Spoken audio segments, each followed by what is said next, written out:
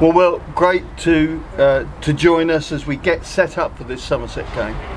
We keep talking about momentum and on a roll, and 5 wins must have made an awful lot of difference within the camp as you approach playing the table toppers in Somerset this evening.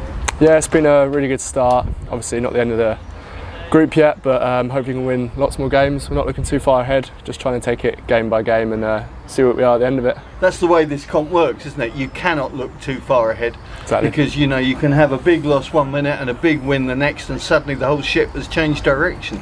Yeah, exactly. The games come thick and fast, so just keep it present, see what happens, and then keep trying to put our best performances in and win. And there's been some big performances going on from a lot of different people, which takes the onus off anybody in particular. You know, you can look at Critchley and Walter and Pepper, and Feroz has come in and done a great job. You've made the most of your opportunity in a little quieter fashion since Rosso got injured. You feel you've got your feet under the table again? Yeah, everyone's been putting in some great performances and kind of everyone's kind of got a score and made some match-winning knocks. I'm just trying to do what I need to do for the team. And feel like I've done okay so far, which is nice with the gloves and the bat. Hopefully some match-winning knocks to come, but everyone's been putting in some great performances and we are winning a lot, so that's all that matters really. In white ball and red ball, of course, and it's coincidence, I guess that we got Somerset here again, having only had them last week. Yeah. Psychologically, I know it's a different game, but does it play into the minds of players going into this? It's a completely different format. I'm not too sure. They're a great white ball side, so hopefully we can get one on them tonight again and get the win. Yeah, for sure. When we're looking at around here at the Cloud County ground, we saw on Friday in that game how raucous it can get, how supportive it can get.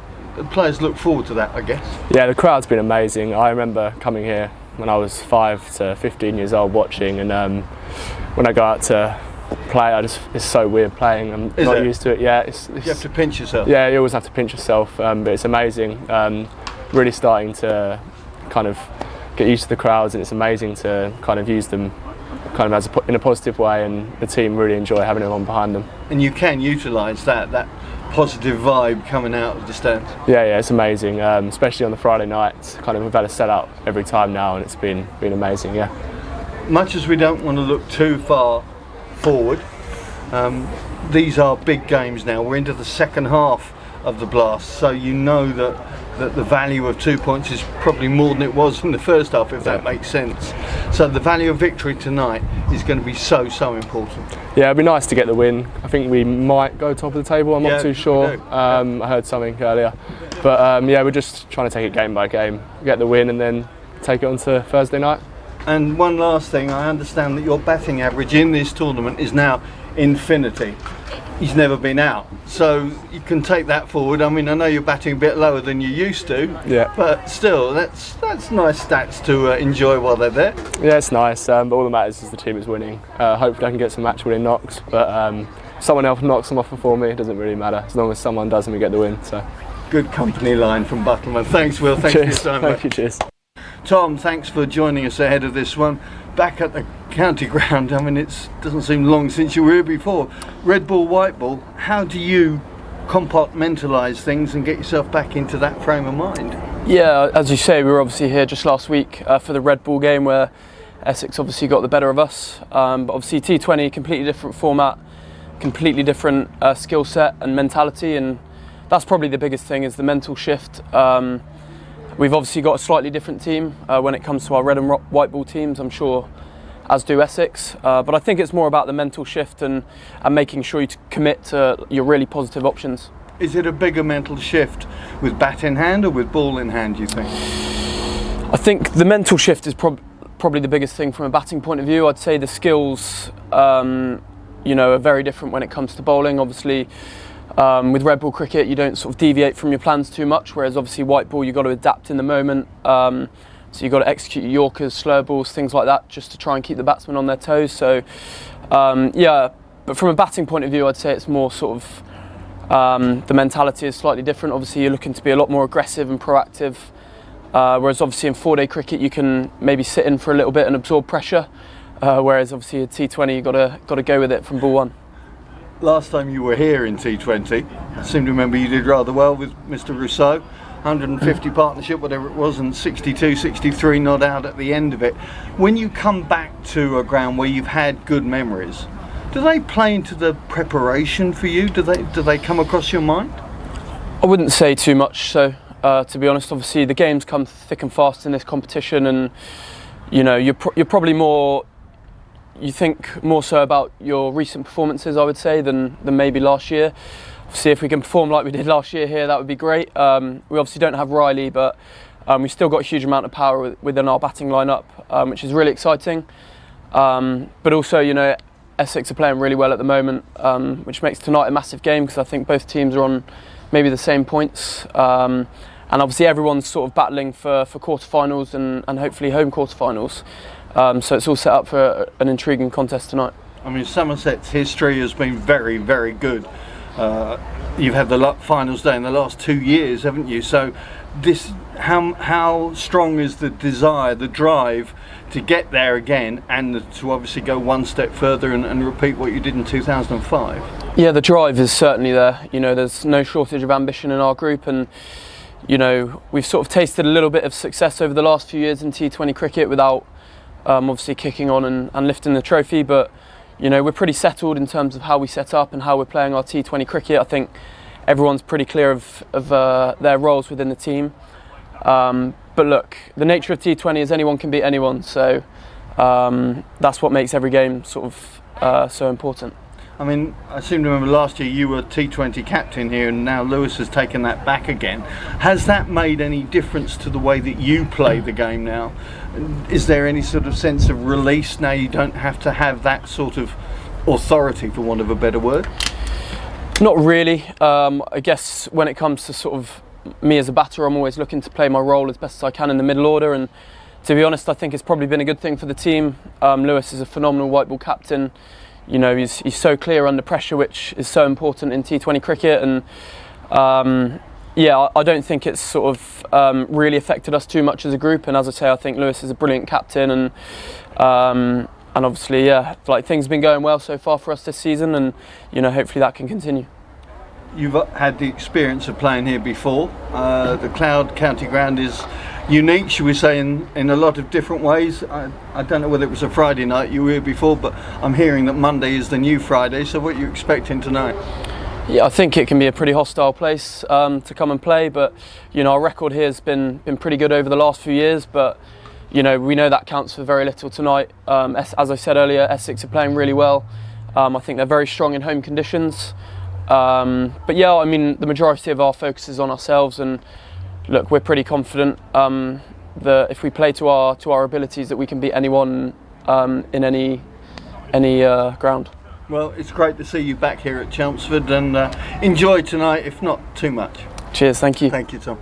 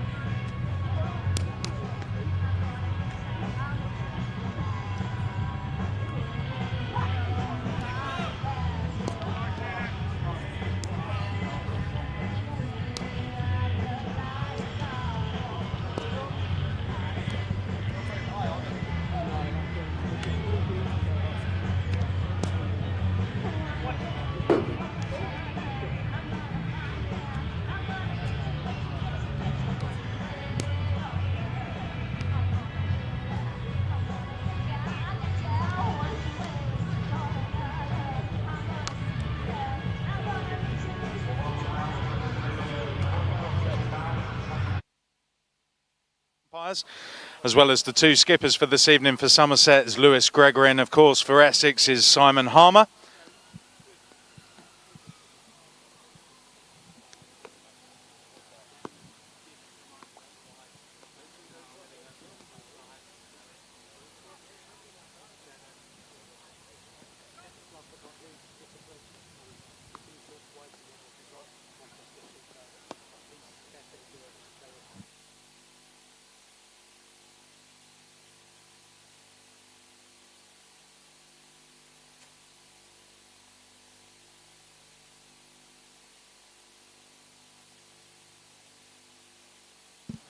Okay, Simon has the coin. So Simon, when you're ready.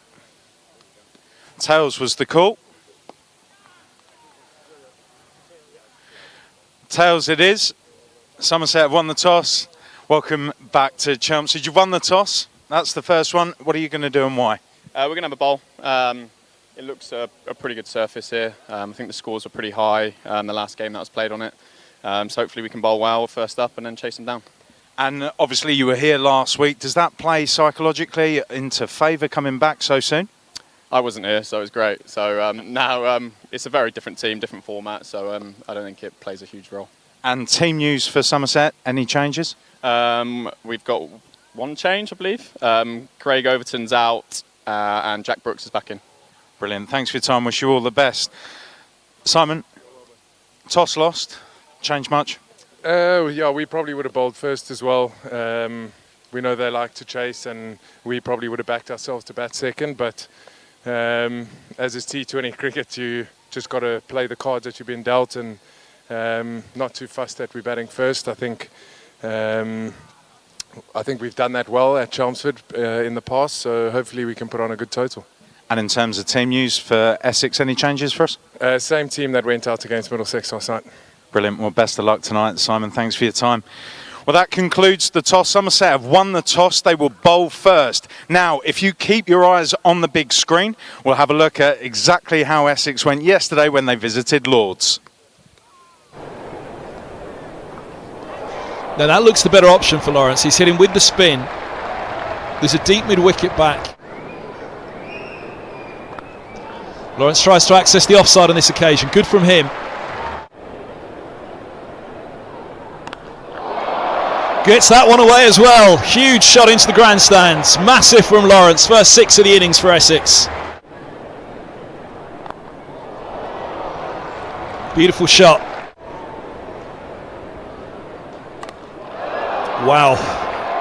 Mind your front teeth in the front row of the grandstand. Hope they had their eyes on that one.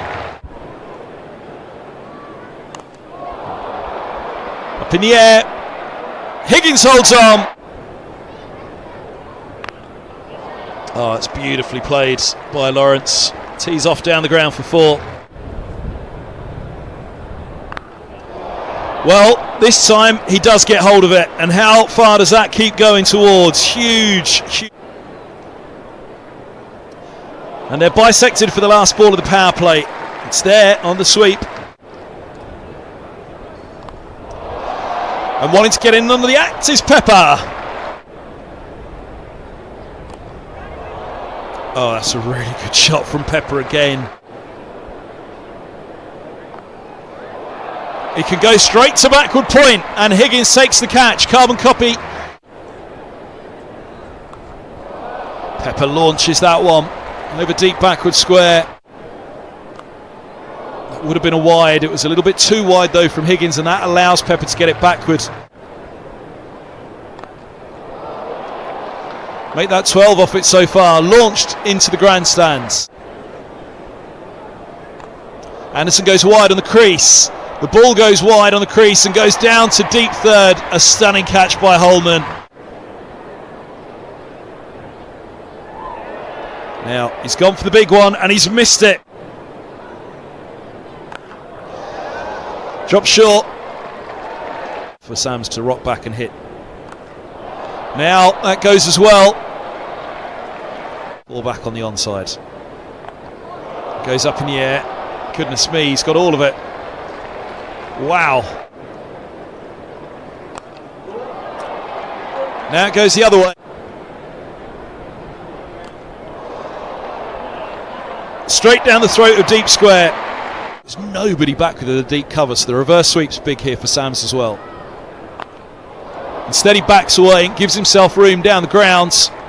Now, did that go? 4 runs, says Holman.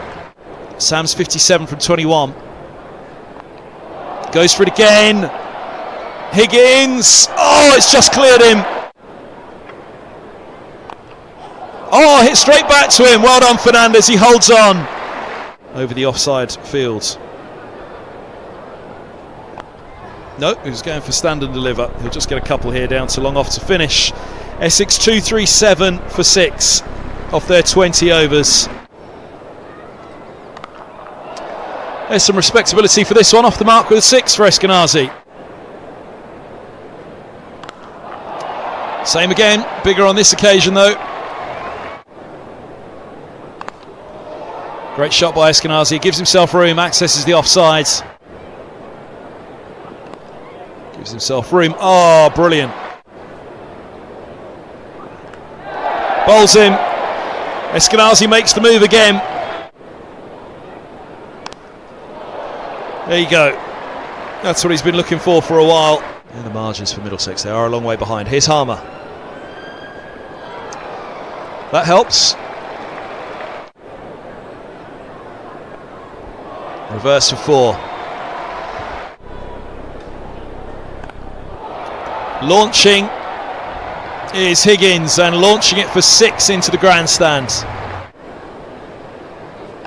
Tries to go again, and does so. There you go. It is a short boundary. Rain starting to fall actually. It's turning around the square leg umpire to look at the scorer's box. Middlesex need boundaries here. They're not going to get it that way. Higgins goes deep mid wicket, takes the catch. Oh, Holden goes for the reverse to try and take on the short boundary.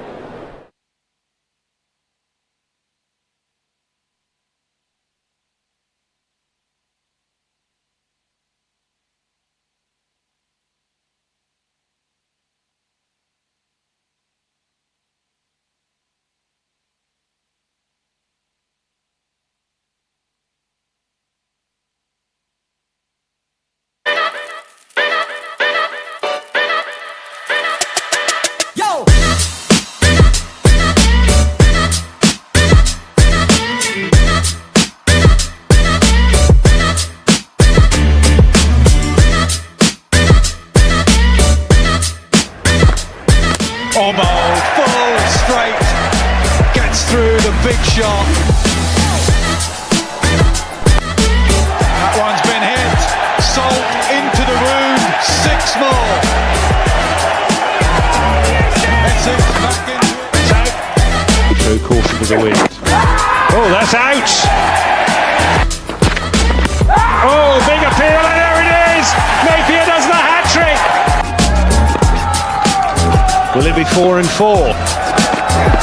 Yes, it will!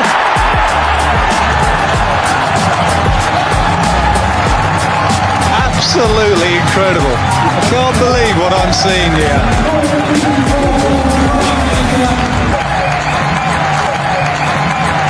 And Graham Napier.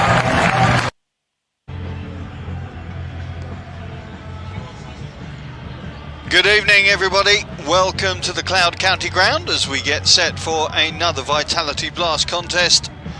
As you can tell, this is a bit different though.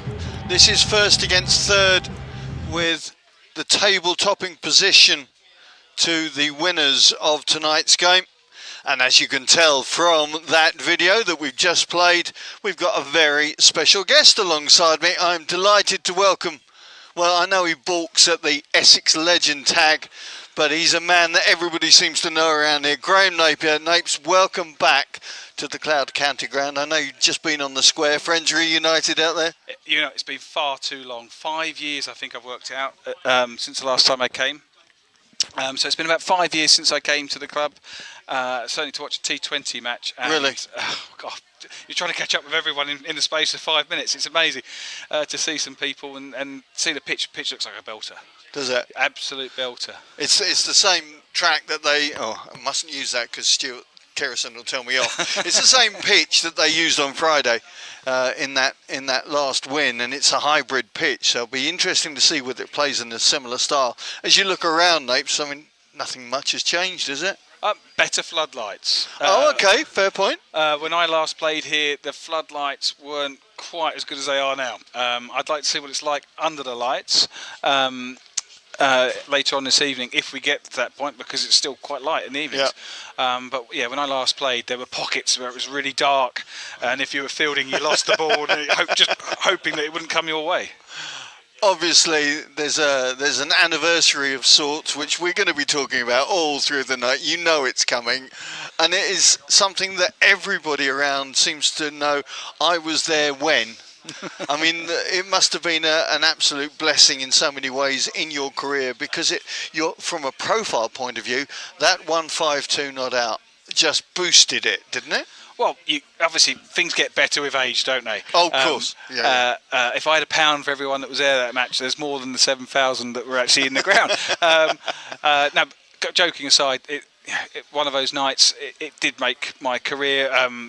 You may have read about it, but at one point during that season, at the beginning of the season, I was having to look outside of cricket as potential work, because I didn't know where I stood within the dressing room, and if I had an opportunity to play, so I was looking at outside careers of actually playing cricket, and then that innings just press the reset button and start again. Yeah. And it led to the opportunity to go to India with the IPL and play out there for the Mumbai Indians.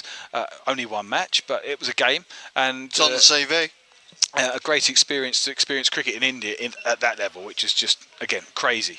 So yeah, good to come back to Chelmsford. Good to see it looking so good. Yeah, and so many people with big smiles on their faces when they see you around, and it is really good to see you back here. Now, I don't know how much you've been able to keep tabs on the Eagles, what they've done this season, and do what Somerset have done, but the contest for top of the log is so important. We're just moving into the second half of this Vitality Blast campaign. From what you've seen out there, you saw Somerset won the toss, they've decided to bowl. From what you've seen on the pitch, does that surprise you, or would that be what you'd go for? I think looking at Essex's results so far this season, they'd be happy to chase. They're a good chasing side. On that pitch, home advantage of knowing in-run chases where you can score.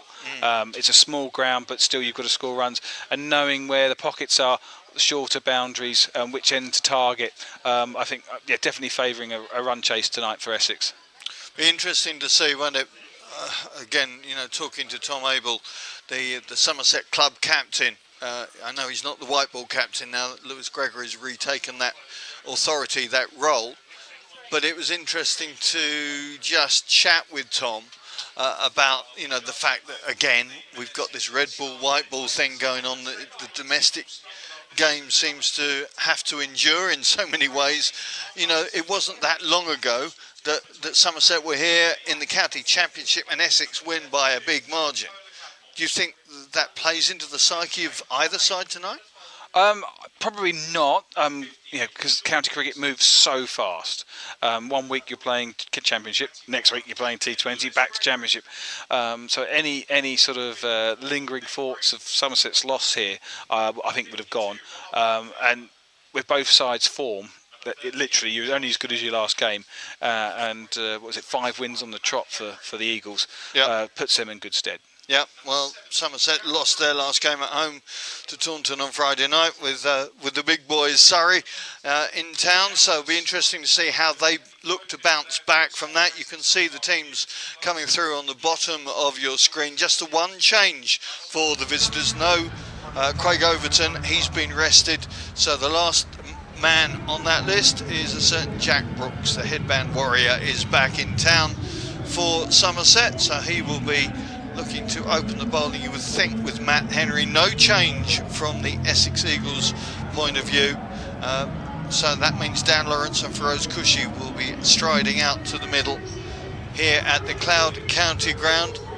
It's going to be a very interesting matchup with many of these guys. Now, some of you may just be joining us for the first time, so here's just a reminder of some of the laws of the game.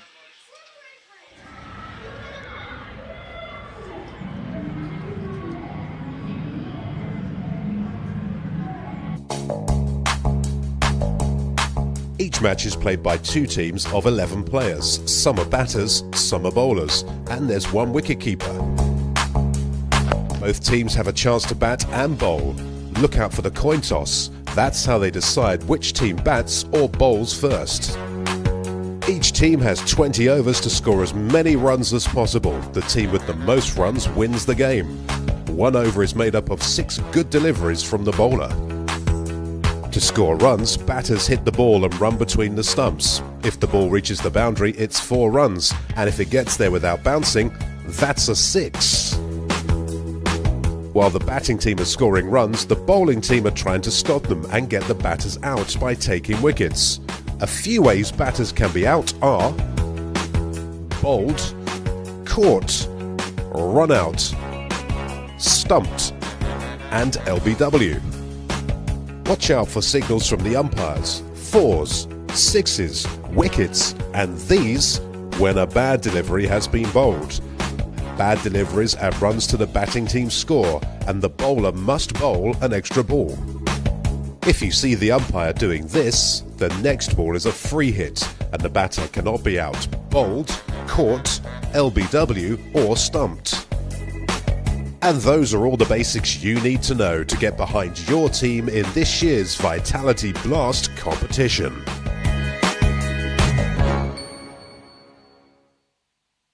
Fly like an eagle. Our club has always been about the people. And the impact we have. We create opportunities. We dare to dream. About what we can achieve together. We aim to entertain. And we deliver results. Our teams inspire our community.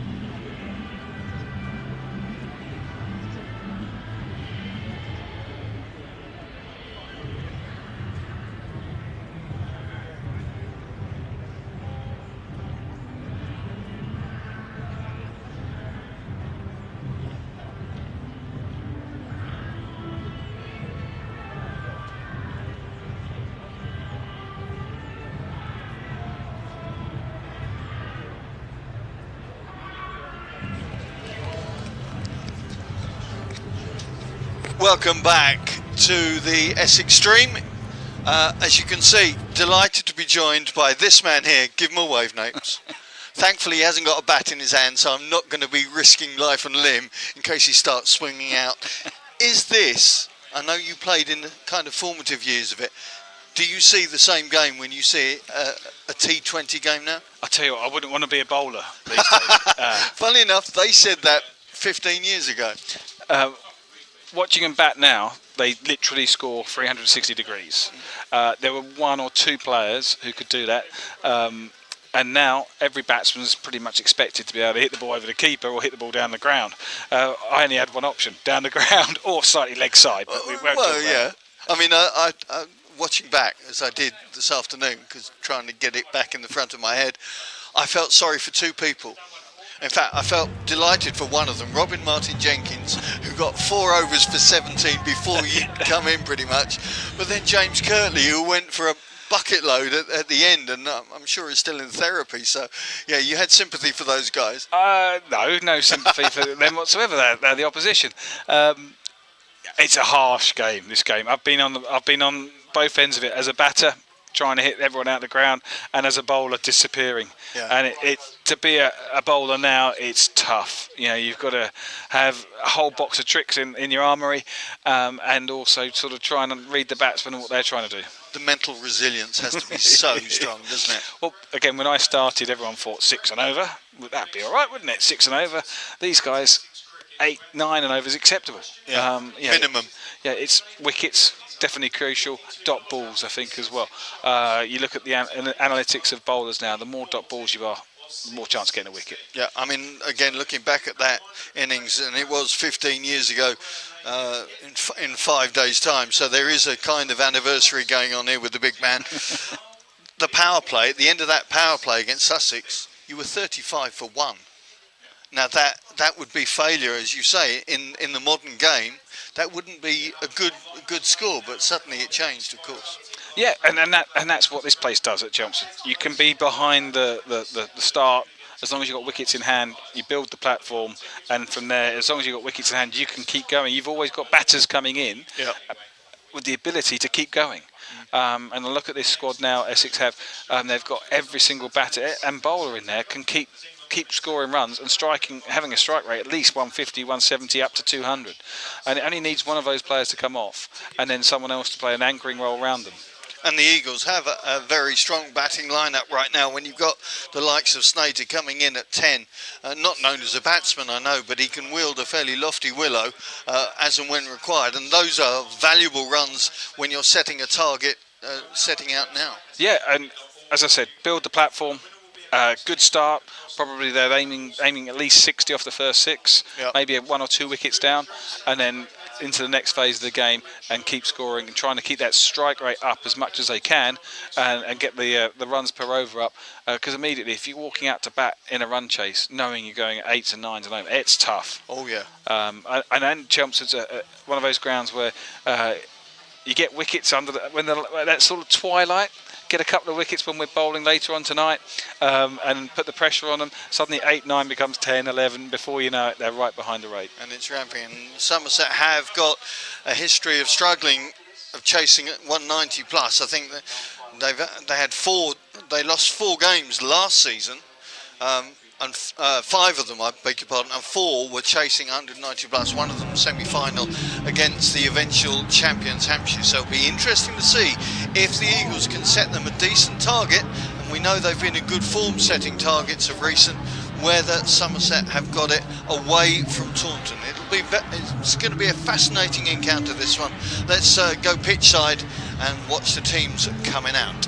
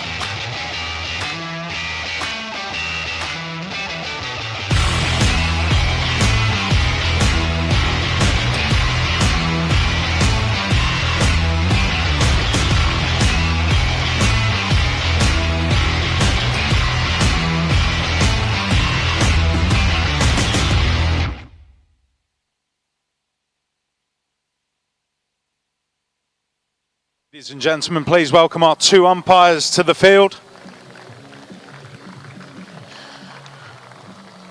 And opening the batting for Essex this evening, number 28, Dan Lawrence, and number 23, Feroz Kushi.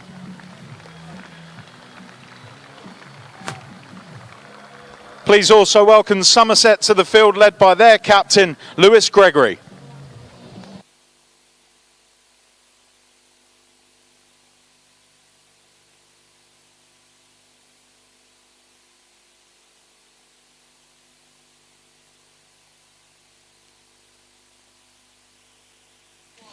So here we go, a very important match with both teams at the top of the log on 14 points.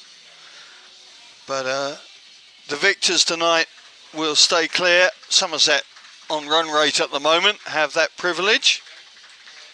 There's our umpires, Ben Debenham, and you can see Surinder and Shanmugan just behind Dan Lawrence there. Looking to see which way Somerset are going to work to open. Looks like they're going to open from the river end with Jack Brooks, the man who hasn't played for Somerset since April in the championship. Had a 2-week loan spell at Notts when he played a couple of T20 games, short loan at Worcestershire as well. But coming in this evening for Craig Overton, who's been arrested. Peter Siddle, of course, out injured. Sids, if you're watching, good day, mate. Hope you get well soon. Jack Brooks about to take the first ball through. Interesting there, immediately a bit of swing for Jack Brooks. Generally, these white balls, once they've been hit once to the boundary, stop swinging. Be interesting. They're playing on the same track that they played against Glamorgan on Friday, so it's a hybrid pitch. Feroz Kushi. That's a good opener from Brooks. Jack Brooks now, what, 39 years of age. I don't think you quite played against him, Napes, but Oh, I played against Jack, definitely. Did you? Yeah, oh, definitely. Yeah. Big character in the game, wasn't he? Yeah, no, he's a good cricketer, good solid cricketer, knows what he can do, sticks to his limitations as a bowler. Cushy using his feet, Brooks seeing him coming and just keeping him to a single. Dan Lawrence obviously went very well at Lord's yesterday with that 53, but it's been noticeable to see how Lawrence has got not frustrated but very frenetic in the opening over or so. First T20 game of the season against Hampshire, he tried to, well, looked like he was trying to finish it in the space of 6 balls, and yesterday was hacking away until he settled himself in, taking a fly in the eye, I think, judging by that reaction. But obviously a very impressive performance in the end against Middlesex. It'll be interesting to see how he tries to start now with this half an over against Jack Brooks. Yeah, you see that swing again, and Lawrence saw it and just worked off it to move that ball through point for 4.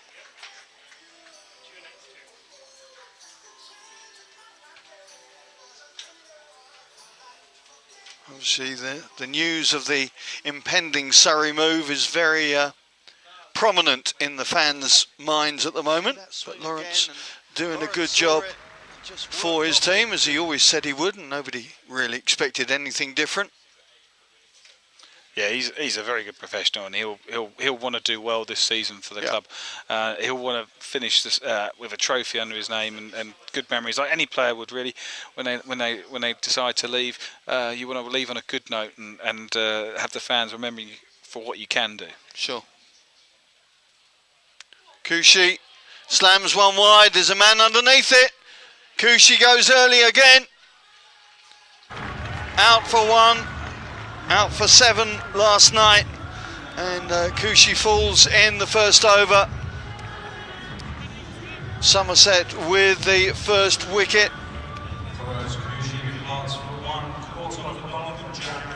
Brooks picking up an early reward.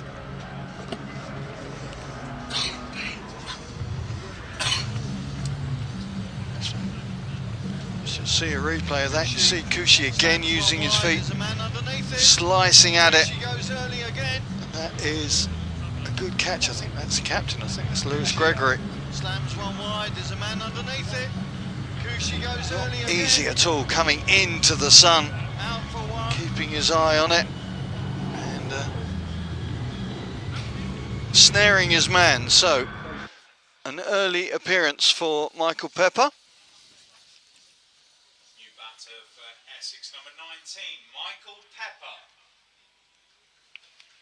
Napes, we were talking about the difference in batting. This is a highlighted man of a 360-degree batter. Has so many different options in his particular armoury. Yeah, I haven't seen too much of him bat, but what I have seen, he does hit it all round the park. Lawrence gets an outside leading edge on that. Van der Merwe with a shy at the stumps, but Lawrence picks up the single. Seems to have a more balanced viewpoint down Lawrence in the opening exchanges. Let's see what Michael Pepper does. Graham Gooch was with me on Friday and said Pepper always tries to ramp first ball. Lo and behold, he did and got a golden blob because they caught him behind. So. Well, hopefully Somerset aren't watching this or listening in. No.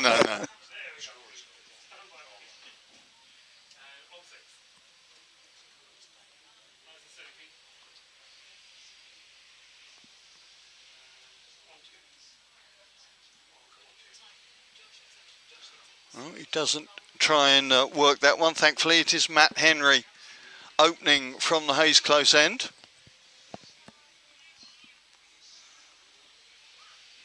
The Kiwi internationals, a new boy in the Somerset ranks this season.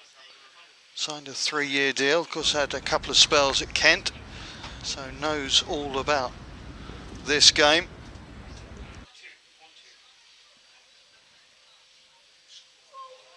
Pepper tries to mount the charge, but once again Michael Pepper falls. This time it's second ball.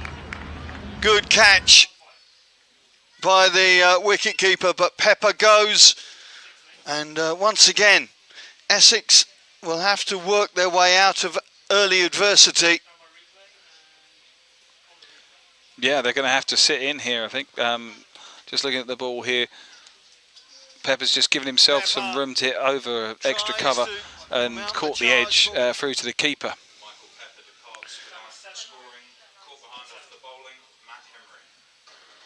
Yeah, when you've got an international test bowler like Matt Henry, giving him the early charge is not going to discomfort him, shall we say. And knew just where to put it. Robin Das out in the second over, 2 wickets down inside 9 balls for the Eagles. Been there before, of course, the last innings against Glamorgan. They lost 2 players inside the opening over. 7 for 2. Well, it's a matter of ignoring the scoreboard and just getting themselves in, as Graham said. It's a reset situation.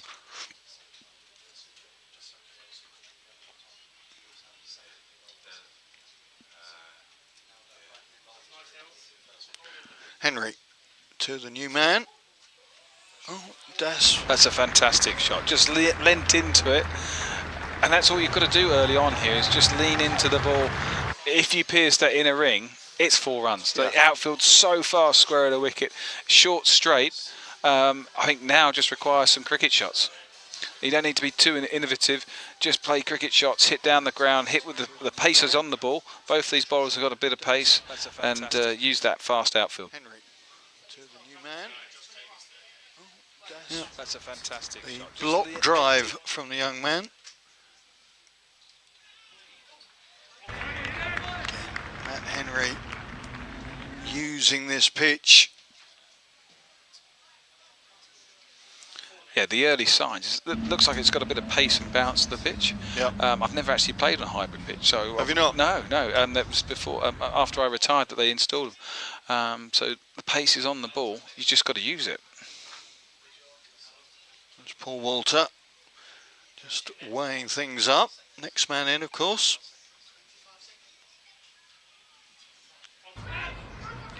Lawrence just working it away on the leg side. And this is where the experience of somebody like Dan Lawrence has got to come to the fore. Got most of the T-shirts in T20s, of course, in various colours, and the 100 as well. I think he's going to be captaining in the 100 this season. So, interesting to see.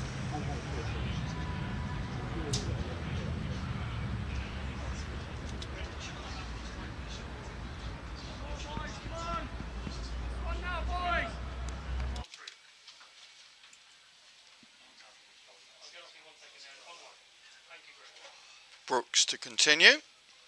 Again, Lawrence just doing the chassis down the wicket.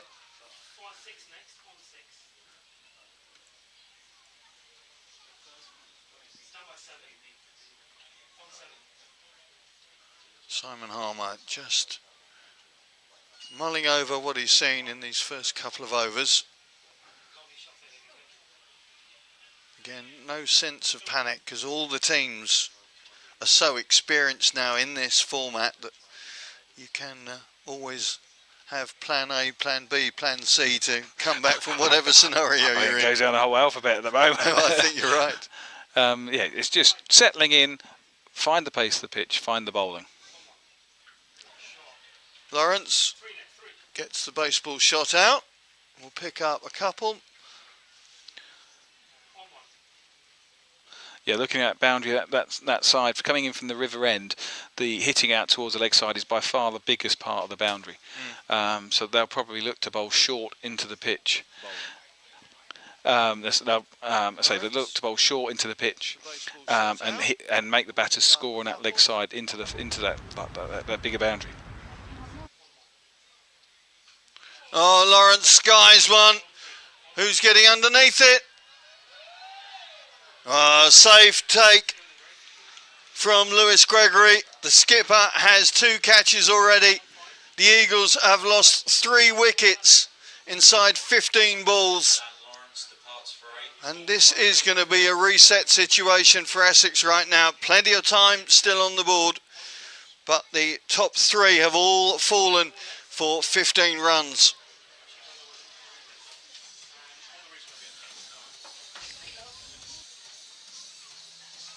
Oh, Lawrence skies one.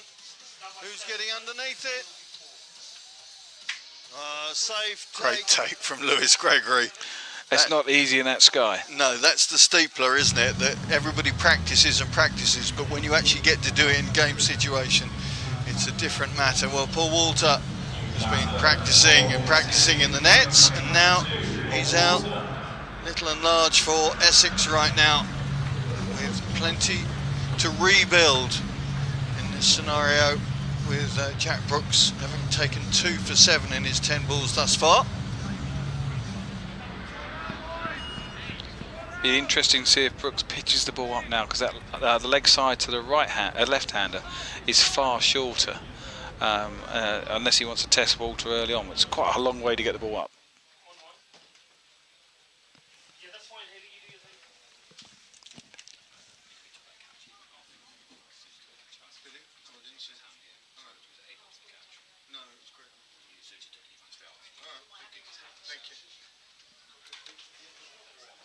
Just looking to see whether Lewis Gregory has actually hurt himself in taking Lawrence's wicket. Just looking to see what the numbers and whether 12th is on early doors.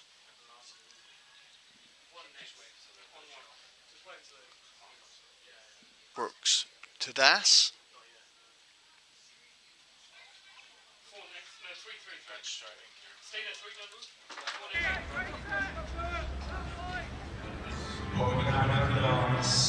It's a very successful couple of overs, reintroduction for Jack Brooks. A couple of early wickets and just the 8 runs conceded, and pretty much everything that Somerset could have wanted from their new man, should we say? New old man, if that's the right phrase.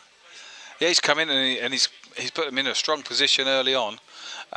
So it's now down to these 2 batters to see out the power play and then look to build a total from there.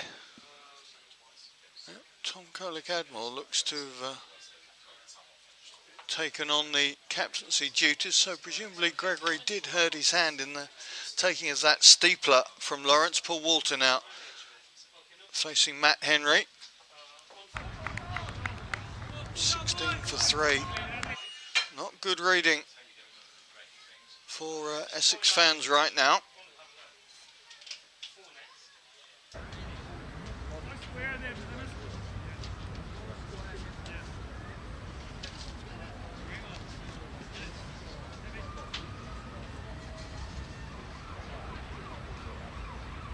Henry to Walter. Been fascinating to see Paul Walter this season, just building his confidence both with bat in hand and ball, and certainly his exposure in the 100 recently has helped that confidence, particularly with his bowling. I think he was leading wicket taker in that particular tournament, and now there's no worries for him coming into a scenario like this. He's quite happy to just take it on.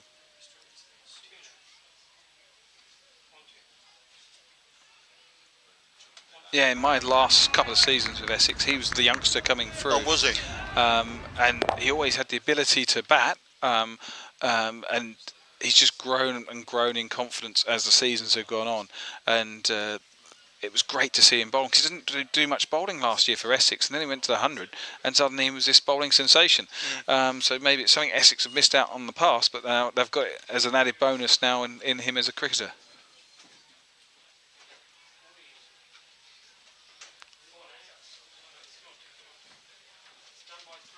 Matt Henry just taking a bit of exception to Robin Dass's running line, but there wasn't much the Essex batter could do there, I don't think. But it's a very impressive opening salvo from the Somerset bowlers. Henry and Ben Debenham just having a laugh at that one. Beautiful day here in Costa del Chelmsford. Apart from a bit of rain yesterday, it has been wall-to-wall sunshine. Yeah, the groundsman Stuart Kerrison has done well to keep the green grass. Yeah.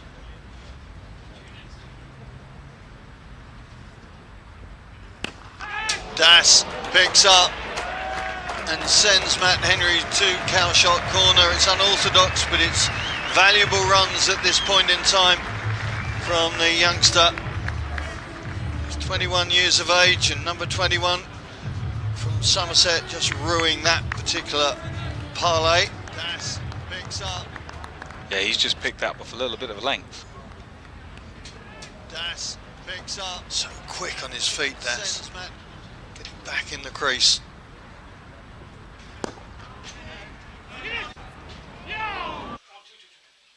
Was that a chance? That looked close if it had hit. It did, didn't it?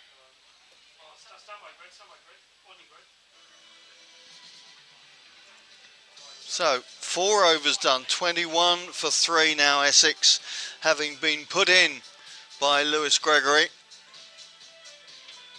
Thinking back to that game in Taunton, the 4th match for Essex back at the beginning of the month, and it was Essex who won the toss and put their hosts in, so a sense of deja vu.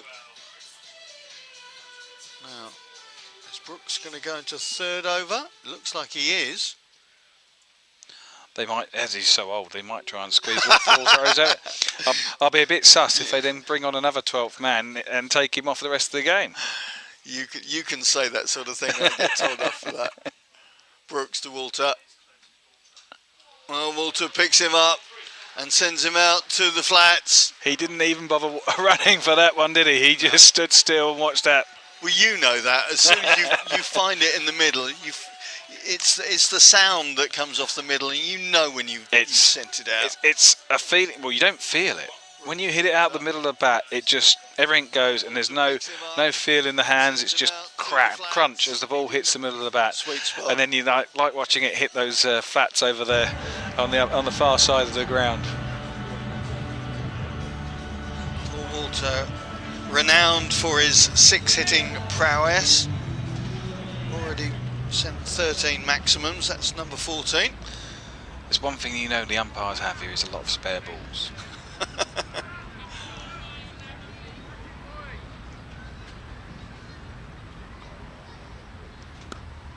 Well, I'm sure on that. Oh, mistake.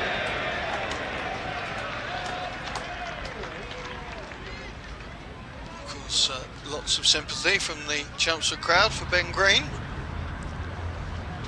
Yeah, that day, 16 sixes. I mean, it was a world record for a while, wasn't it? Till a certain Chris Gale decided he was going to have a bite of it. Yeah, I managed to have a world record for a few years, and then he decided to blast it away. And then I think Ben Stokes has done it now in the championship as well. So those 2 little records I had of both formats have both disappeared. Well, you've had them at some point. That's the crucial thing. I think the River Can probably looked like a ball pit after the end of that game. Brooks looking for that Yorker. Das taking it on the full. Yeah, it was quite clever that he dropped mid on out straight away and pitching the ball up looking for that Yorker, just bowling to defending his bowling really with a good field.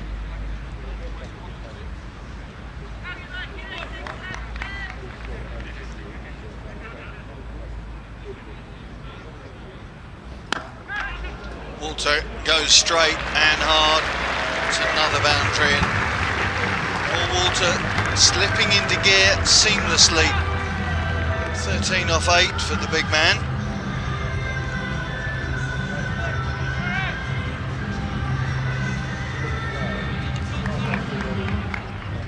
Walter goes straight and hard.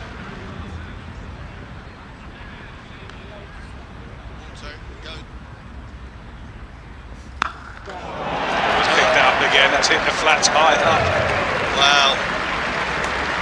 Well, the decision for Jack Brooks to go into his 3rd over may not appear to be so wise right now. Certainly bowling back of a length on this pitch into that short boundary. It's just stood up for Paul Walter and he's clubbed that into the flats. Got to go tall to get past tall Paul. Block ball to finish off, but that's an expensive over. 18 off it. 5 overs done now. Essex beginning to get a little movement on the scoreboard. 39 for 3 for the home side.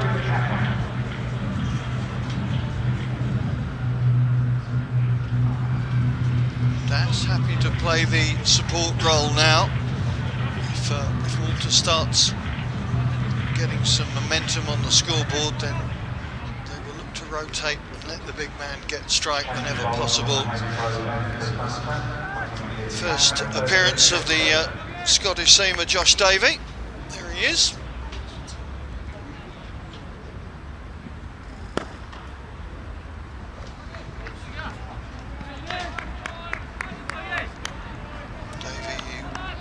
He's taken 3 wickets in his last 3 T20s.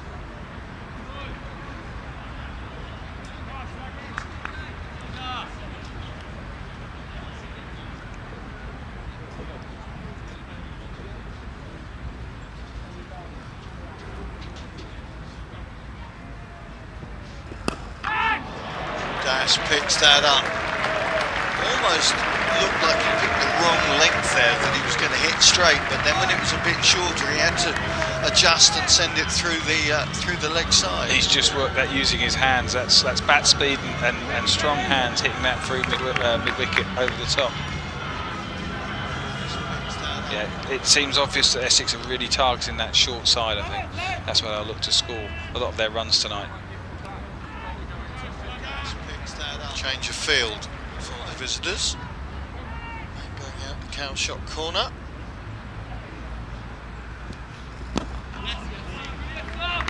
Yorker from Davey.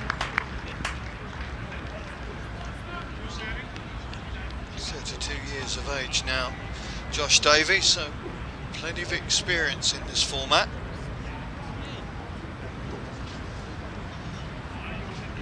What I like about this part of the game is you've got left-hand, right-hand combination. Yeah. Difficult for bowlers to settle into a rhythm, especially if they keep rotating the strike the way they have. If it's not going for a boundary, they're looking for a single. Davey to Walter. Walter goes high. Has he got enough distance on it? May just have got lucky on that one. For 6, I think it went. Saw itself over the boundary. Yes, it has. Not sure whether Paul Walter knows you're here, Graham Napier, but this is significant striking from the big man. Look at one point like it was going to reach. Just take a look. Just getting over the boundary. So Tom Abel thought he had a chance there when it went up. Has he got enough distance on it? May just have got lucky on that one. Come back from Davies, squeezed out for the single. 1 ball left, 12 off the over thus far. Last ball of the power play.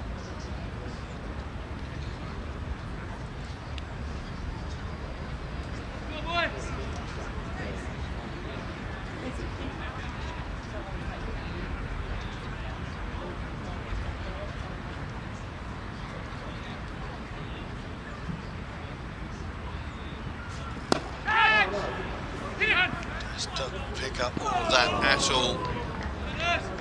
So 52 for 3 Essex. That's a fairly good recovery, having been 15 for 3 I think halfway through the 3rd over. They'll be satisfied with that. I think they'll be very happy with that situation now.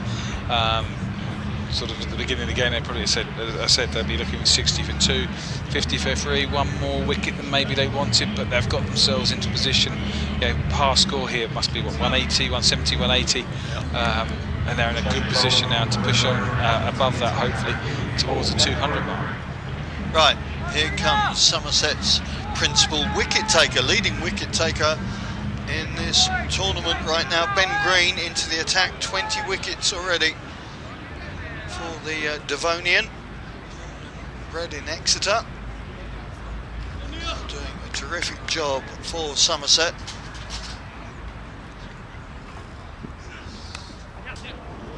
That is delicate and delightful from Das. Yeah, this batting partnership could be tough for Somerset. You've got Das with the light touch and fast hands, and then Paul Walter who's just going to stand and deliver. Looks exciting in the next few overs to see how they progress with this partnership. Big crowd here really enjoying that. That is delicate. That's 4 more again, fantastic shot. Great reading of that slower ball from Green. Saw it come out the back of the hand. Das goes forward by 4.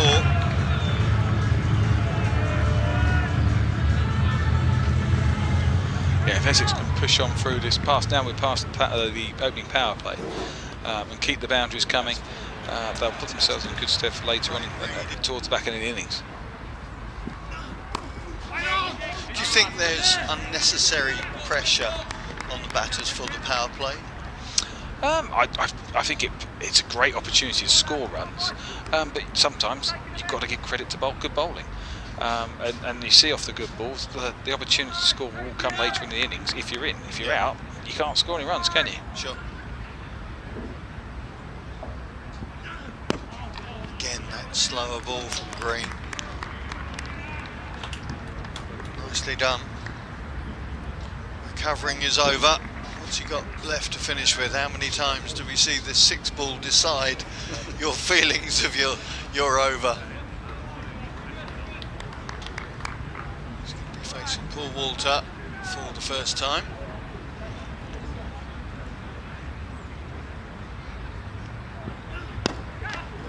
Oh, he's dropped that.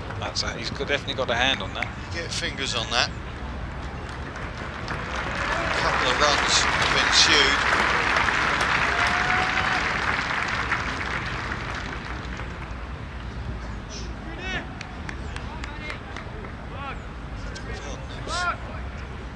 Another ball to come, of course. Didn't get my abacus out there. Walter again to face.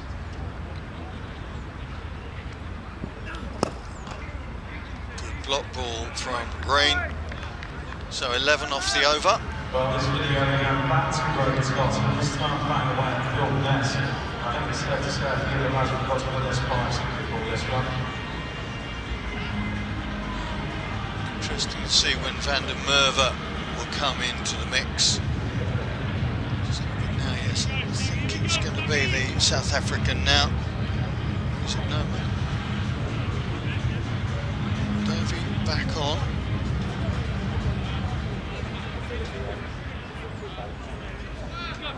Yeah, I suspect Van der Merwe will come on from the river end with that bigger leg side boundary. What he hasn't factored in is that you've got a left hand, right hand combination, and you've got a bowl either. Yeah. So that short boundary either. Anyway.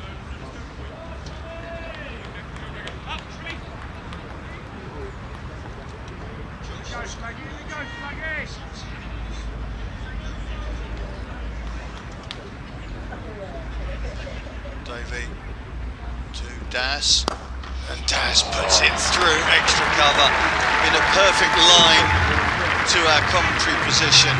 That was a delight to watch. What I call an old-fashioned cricket shot. Proper cricket shot. That's 4 runs in any game of cricket, whatever you're playing. Did give himself a little bit of room, but yeah, fantastic shot. See the step out to leg to make sure the angle was there. In a perfect line. Again, Essex opening the over with a boundary.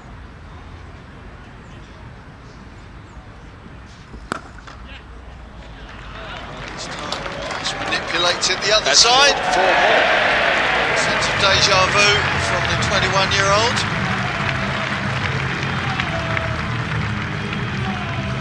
Had that big innings against Gloucester to start, but since then, well, 31 not out in the Sussex game. Nothing really to write home about since, and of course that golden duck against Glamorgan, but bouncing back.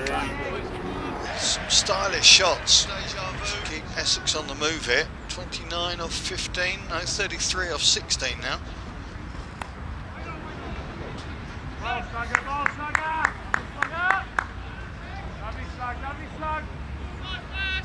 Essex run rate now moving up towards the tens, which you would think on this relatively small ground, of course, would be what they're going to be aiming for.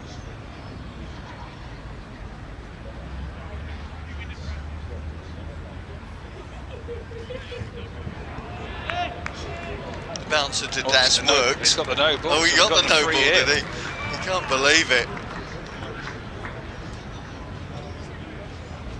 Ben Debenham's arm is a-flapping. It might not be a free hit because it's overhead high. Oh, beg pardon, yeah.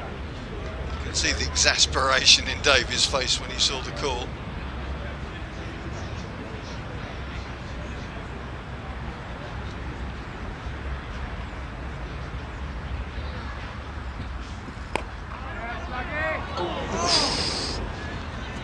That was mighty close.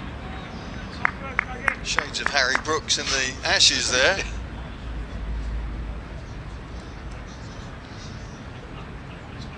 Walter just checking his younger teammate is settled and back in focus.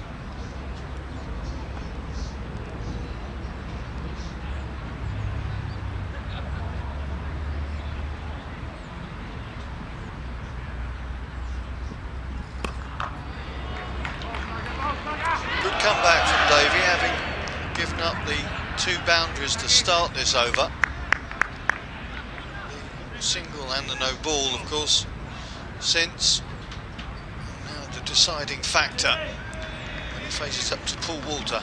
Yeah, it's Paul Walter, the extra ball at the over. Let's see how he copes with that, because that's often one thing I've looked at as a stats person when I was bowling. But what did that extra ball go for when you bowl a wide or a no ball?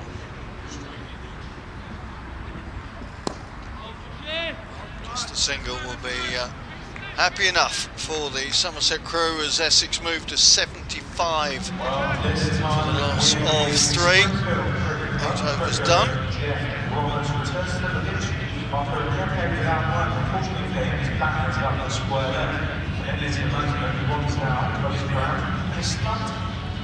A rare Monday night cricket extravaganza here at the Cloud County Ground, known for the Friday nights, but I'm told Monday is the new Friday, so let's wait and see what happens. Das 34 off 20 and Walter 29 off 15, so both batsmen in as Lewis Gregory brings himself on for the first time from the River End. Gregory's such an experienced performer, of course. Taken the T20 captaincy for Somerset, but of course was the winning captain for Trent Rockets in last year's 100. 2 of his principal bowlers, of course, on the other side tonight, Daniel Sams and Sam Cook.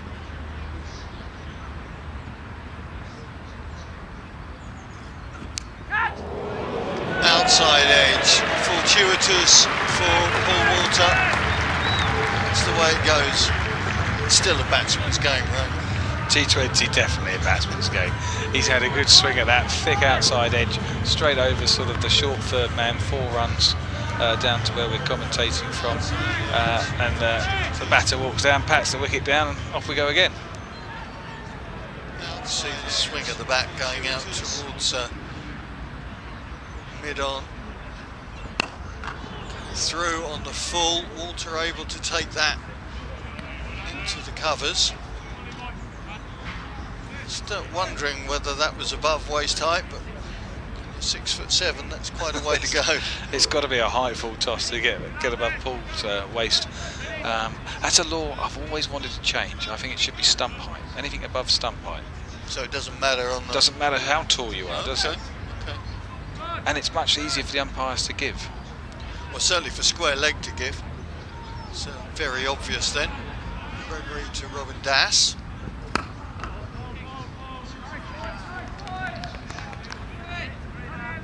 Yeah, it's certainly been one of my recommendations. The laws, the powers that be, and who write the laws of cricket. It's just an easy way of giving it, rather than having an inconsistent height depending on the batter's height.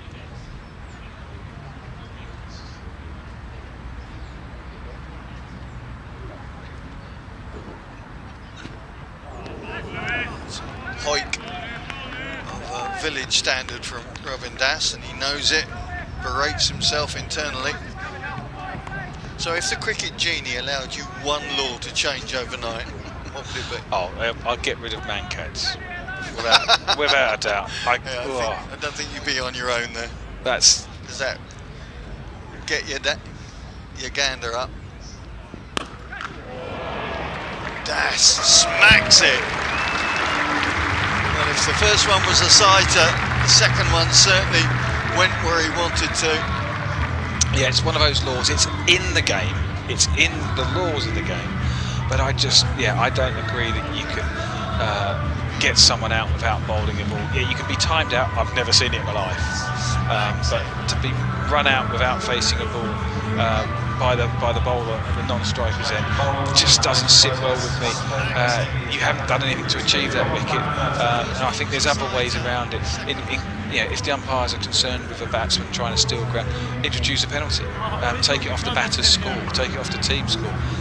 If you take it off a batter's score, they're soon going to stop trying to steal ground, aren't they? To run someone out without actually bowling the ball, it doesn't sit well. Rilla van der Merwe's debut in this particular match from the Hayes close end, bowling to Paul Walter. Ball to Ben Green. Green's single over thus far haven't cost 11. Quite often will come back in a little bit later. Walter has sent that way towards the pavilion for the maximum. Well, 4 sixes already for Paul Walter. I could see he wasn't going to let Van der Merwe settle into a rhythm. I thought he was going to attack the shorter Hayes close end, but he's decided to take on the longer boundary and cleared it by a country mile.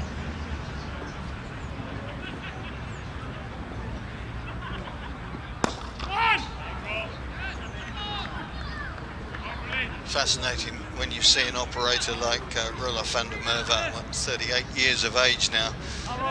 Such an operator, knows this game inside out, leading wicket taker I think during the inaugural South African T20, of course when he played with Adam Rossington, the Essex Eagles wicketkeeper, the victorious Sunrisers East Cape side. Das trying to go straighter again.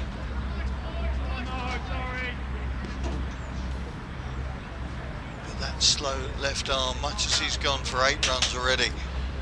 It's such a way of breaking so many batsmen, just putting a bit of a hold on, and that's why the likes of Walter and Das will not want to sit back against him.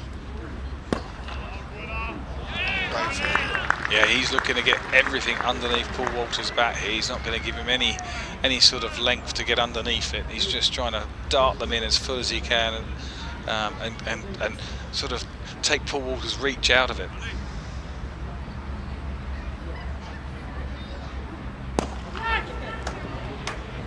Tempting. Getting through on the full, but only giving up the single. And just 9 runs from that opening over from Van der Merwe. So we're halfway through. 10 overs done. Essex now 93 for 3. Big recovery from that very disappointing start to lose their top 3 batsmen inside the opening 3 overs. Right, so we head into the second half of the Eagles innings. What do you think the target will be in Simon Harmer's mind right now? Right now, I think as a batting unit, they're thinking 100 off 10, 10 and over. Wickets in hand. After the recovery from the poor start, you've got to go at least 10 and over, so 190. Okay, and Green back into the attack again, getting into Paul Walter's block hole, but able to run very well to pick up the 2. Fielder on the, well, leg boundaries it is to pull Walter out by the flats. Couldn't get in fast enough, and in the end Ben Green had to sprint out the field off his own bowling. He'll take a little recovery time, should we say, I think. That's hitting the ball into the pockets here.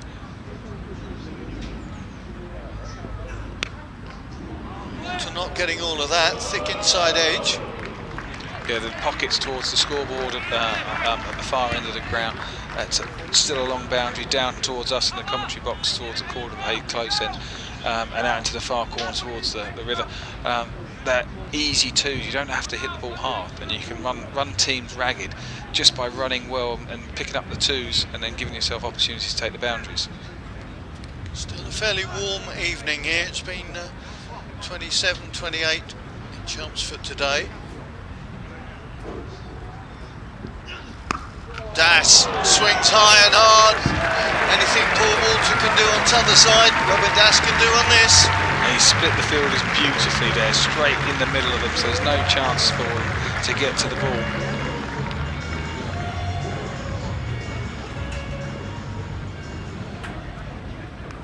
Das swings high and hard to the pads of Das, swinging it away. What's the response?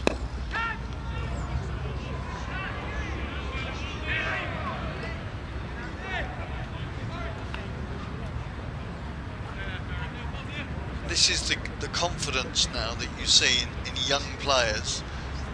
There's no panic. You know, you lose 2-3 early wickets. It's just playing your natural game. They're so used to playing this format now. Wonderful. Walter sends it to the car park. Half century for Tall Paul. 26 balls, sorry Graham, just putting the stats out, that's impressive. Low full toss, he's just got underneath that and timed it, there's no effort in that. Just look at the ball to Das, this would have been Yorker level, or maybe it's come through a bit higher than I thought, but deposited by Walter.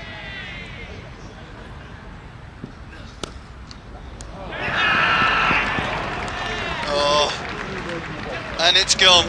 Well, all good things come to an end, but that is a very disappointing end for Walter. Tom Kohler-Cadmore, the catcher.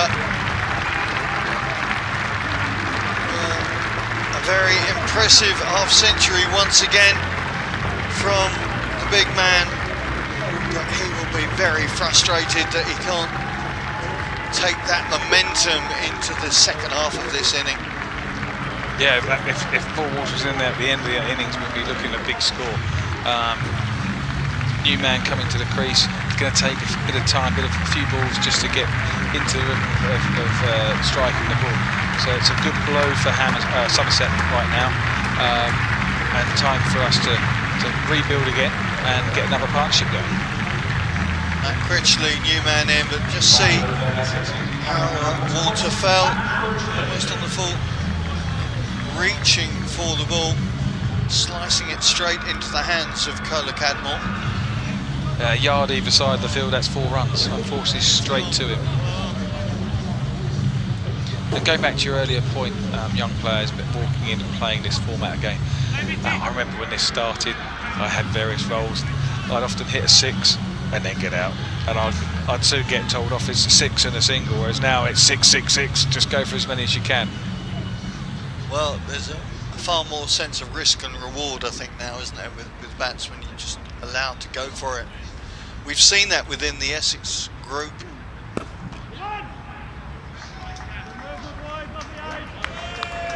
That's the confidence that Anthony McGrath, Simon Harmer have with their team, particularly with these youngsters, the Dasses, the Peppers, the Walters, the Kushis, of course, at the top of the order. Doesn't always come off, and you have to be prepared to take failure occasionally, but they never seem to put the handbrake on. Critchley throws the ball. yeah, it's being given that freedom to go out there and bat the way you can bat. And certainly when I was starting out, and when the T20 competition started, it was hit a six, take a single. Very, very different now, and I love it. That's great way to watch the game. At the end of the day, it's entertainment, isn't it? Absolutely right. Yeah. White ball. Van der Merwe just contemplating that one. You sure, ump? You really sure? But Debenham had no problem with that call.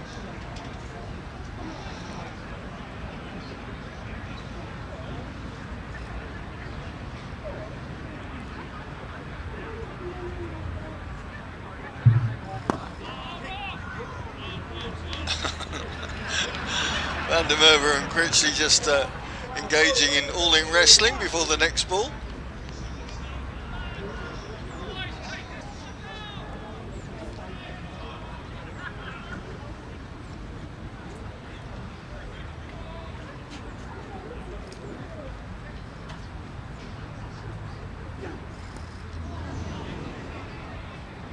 Squirting that one down to fine leg. 48 now of 29 for Das.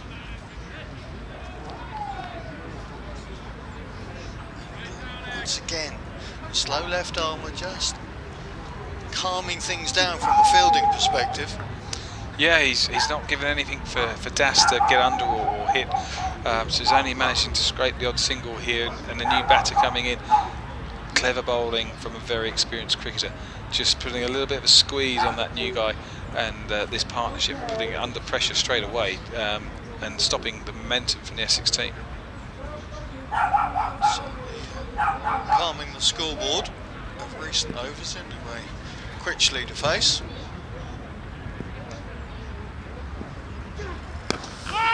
Again, going through on the full. Again, just picking up a single.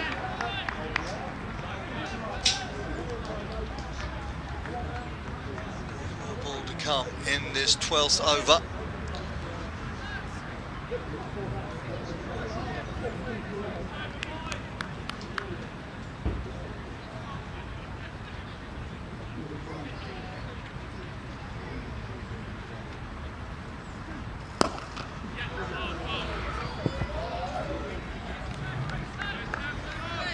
Das moves on to 14-9, but once again a very good controlling over from Van der Merwe.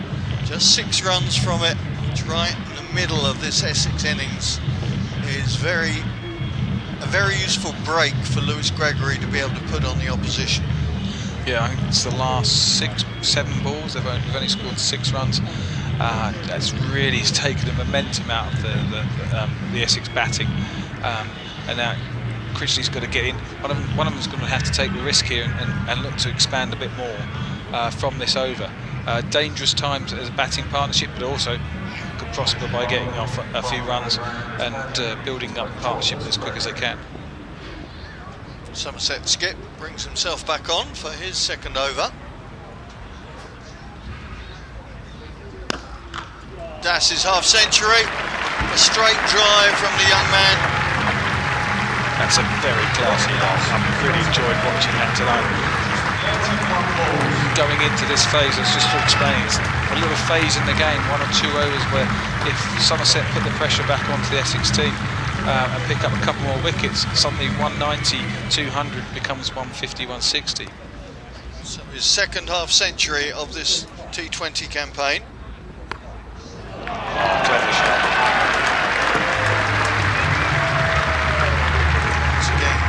Consecutive fours. How many times have we seen that already from Robin Das?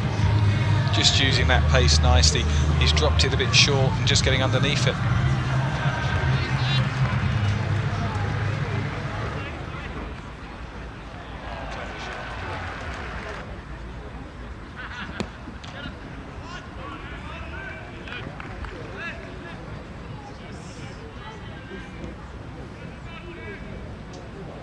That's really increasing his profile, I think, and I know that's a very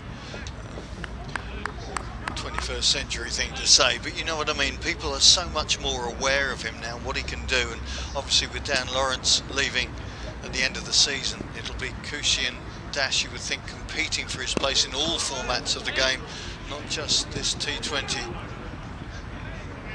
From what I've seen tonight in other bits of clips and highlights and stuff, he's a classy player. He's got cricket shots, and he can also manipulate the ball around the outfield. So a very exciting prospect for his future in this shorter format of the game. His first class century, of course, here against Ireland. Good fielding. Henry using his body to the block.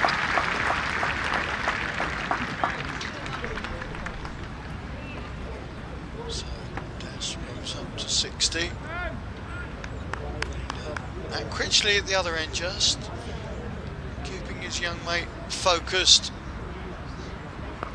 Oh, that was a gimme. That's come straight down towards us once again. Lewis Gregory will be kicking himself with that. Such a controlled hook. Well, he's tried to use that bigger boundary, and Das has counteracted that by hitting the ball into the right areas of the ground.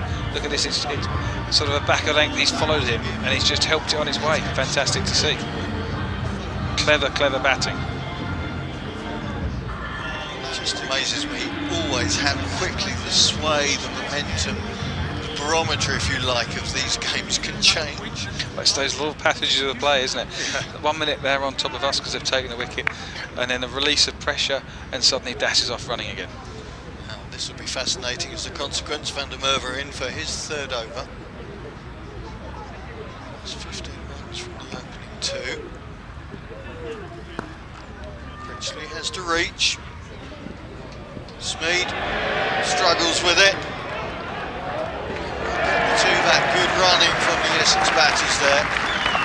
Smeed just struggling in front of the pavilion to tame the ball. I think that's Critchley's role right now. He's just looking to get the one and get Das back on strike. And if he gets an opportunity to score, then take it.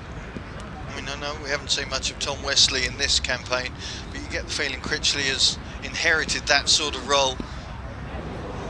Perhaps with a few more shots in his armoury than Westley might use, but that role in the middle of the innings, the middle of the batting lineup, so important.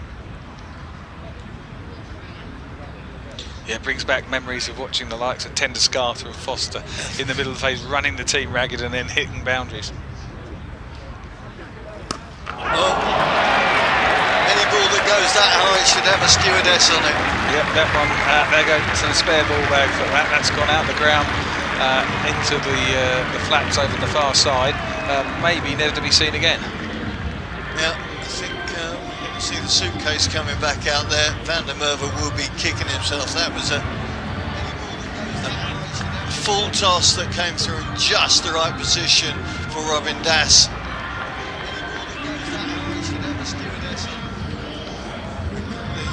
Replacement ball on. Das quickly up to 70, striking at 194.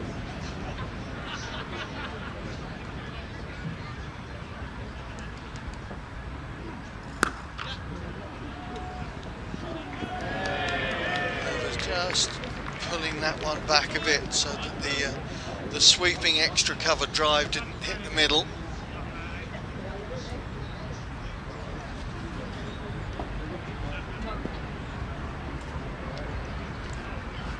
Wickets and an economy of 6.8 so far in this T20 for the South African.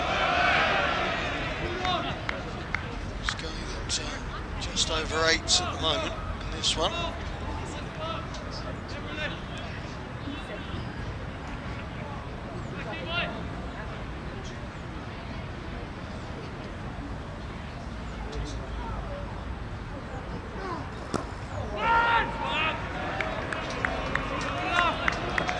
So good over for the Eagles. 11-12 off it. Yep, they're back on track now for the 190. maybe 200 if they keep going. Das needs to keep batting, and the others will just play around him.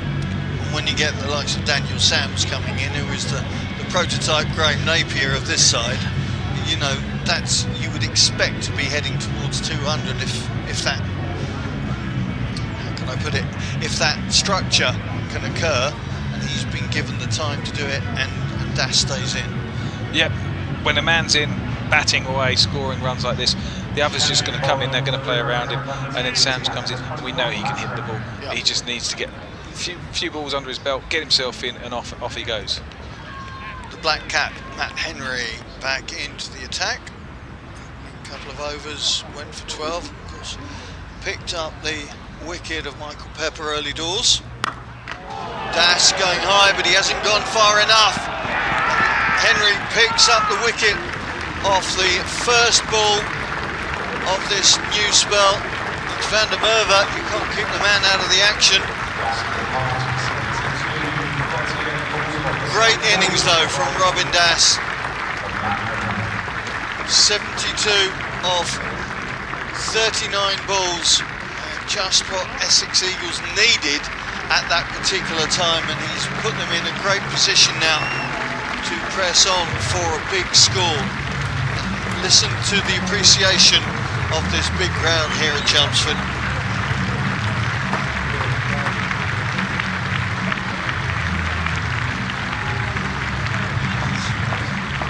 Yeah, Henry's taken a lot more at the back of the leg, and Das has taken on that longer boundary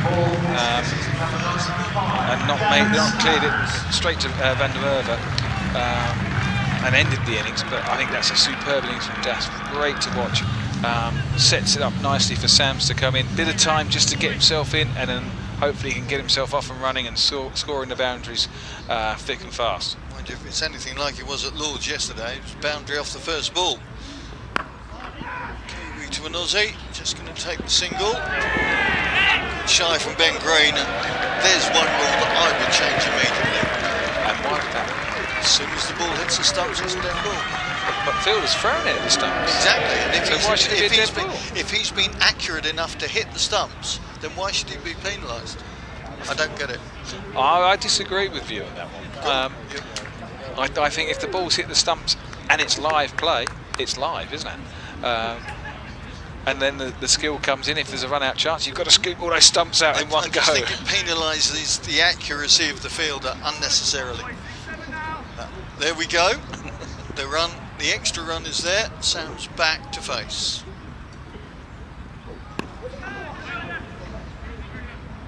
Squared up. Antipodean mate. Yep, Henry's bowling the ball quite heavily into the pitch here.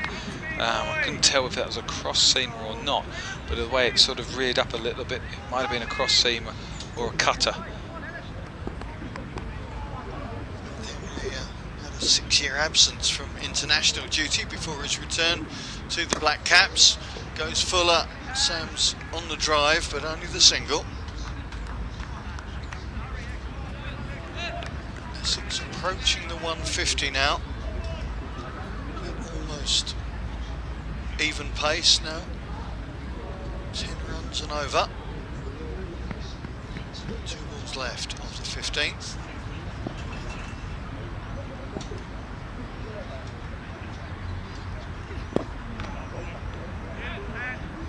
Just see Matt Henry's wrist cocking back for that slower ball. Richly read it well. Yeah, it's often a tactic used on bigger boundaries, slower balls into the pitch, make them hit without the pace on the ball to the bigger boundary. Yep. So somehow the batter's got to counteract that hit somewhere else. Again, Henry looking for the block hole again. Sam's able to drive it away. That's a good over, good return over from the Kiwi. 1 wicket for 5 runs in that, 2 for 17 now of his 3.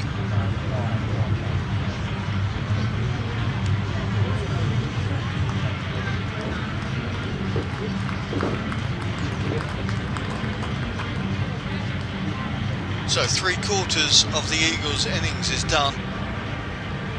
This is going to be a fascinating 5 overs. Van der Merwe only has 1 left. Henry only has 1 left. Ben Green is quite often the death bowler for Somerset. Yeah, this over here, if Essex can take 10 off this over, close the Van der Merwe out, sets them up nicely for those last 4 overs with pace on the ball.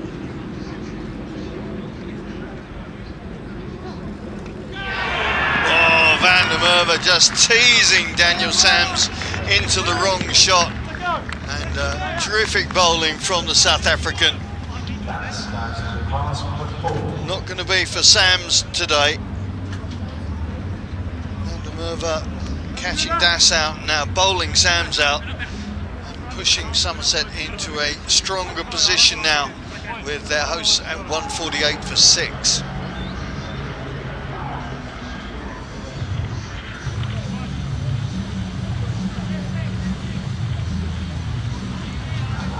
That was a delightful loop, wasn't it, to see the arc of this. Yeah, he's just fired that in full, hasn't he? Sam's given himself a bit of room and missed a straight one. We've all done it. Unfortunately for Essex, that sets up the last few overs. Van der Merwe certainly, and it is his last over, looking to bowl it and finish it off tidily. Will Buttleman in, man who is yet to give up his wicket in this T20 campaign.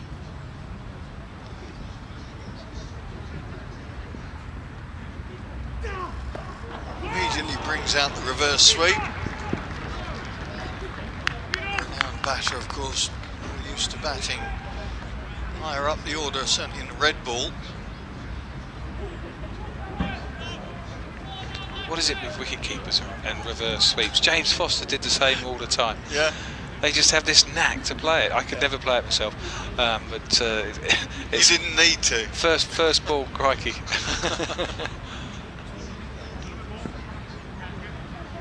It certainly opens up the other side of the field for a batter.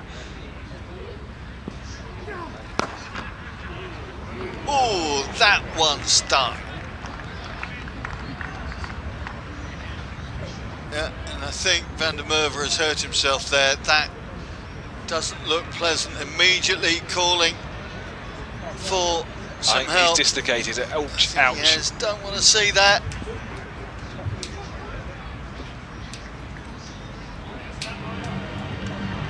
That's a nasty blow for Van der Merwe, dislocating his finger by the looks of it. Oh, right on the end of his finger. The physio's just giving him some treatment. I hope it's not too bad an injury. He's going to put it back in. Don't look now, but it's his right hand, so he's... Oh, look at that. He's obviously done that before. The way he's recovering from that, he's used to that happening, I reckon. It's his right hand, I think, that was it? Oh, there's a bit of blood. There's a bit of blood there as well, I think, so he must have cut it as well. Oh, that was not nice to see. It's his right hand, isn't it?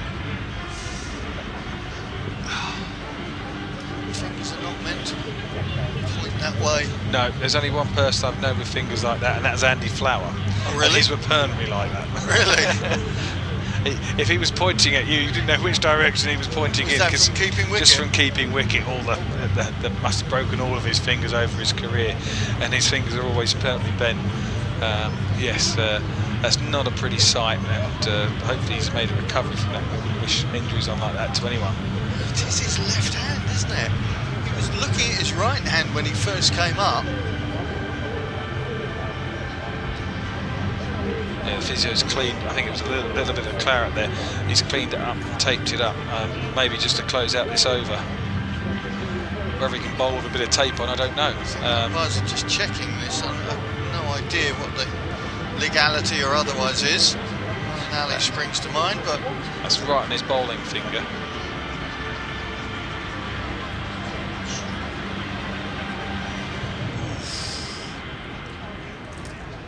This will be an interesting scenario, because if he can't close out the over, someone else has got to bowl the 3 balls.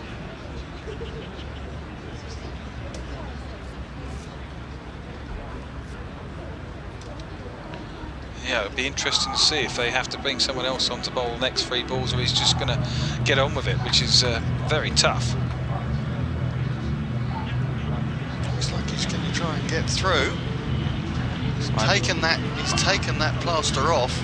I imagine he's going to try and bowl off one finger here, his index finger, rather than it looks like the middle finger that he's hurt. This will be interesting to see where it goes. I'm not sure the sat-nav on this ball is reset. Yeah, he's trying to dry his hands on the grass because he must be in a lot of pain and sweating.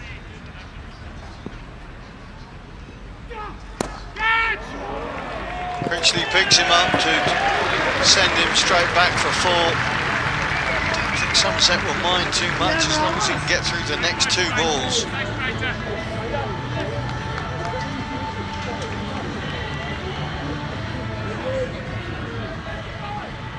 Look at his faces on the release. Critchley picks him up to... Yeah, he's not comfortable here. He's got 2 balls to bowl. Can Essex capitalise on his unfortunate injury? The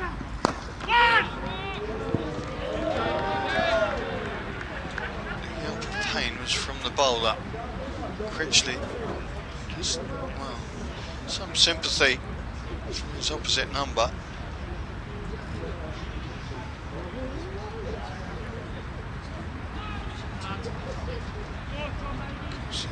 That begs the question whether he's going to be able to hold the bat should he be required in the Somerset innings. Well, just looking at the pain he's in there, I can't imagine gripping the bat too tightly. But he's a tough cookie. He'll probably come out if needed. Dual international, of course, for South Africa previously, now the Netherlands. Last ball of his spell. Waterman gets a big top edge, but I think that's safe enough.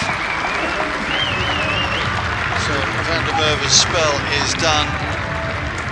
Just something else to chuck in there. Yeah. Is the cut-off time. Yeah, will the umpire, obviously the umpire's going to add time for an injury, but he's taken his time between balls there with the finger injury. How is the cut-off going to be affected? And will Somerset be penalised for a slower over rate? Good point. Last ball was Buttleman. Top edged him for 4.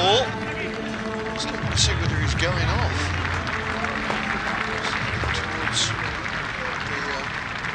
Towards the physio's down there just on the boundary edge. So cut-off time, I can't see it on that ball. 20:22.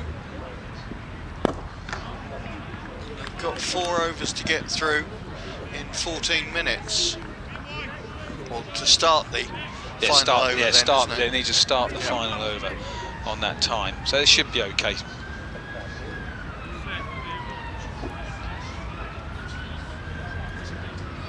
Buttleman on 5, Critchley on 13, Matt Henry into his last over.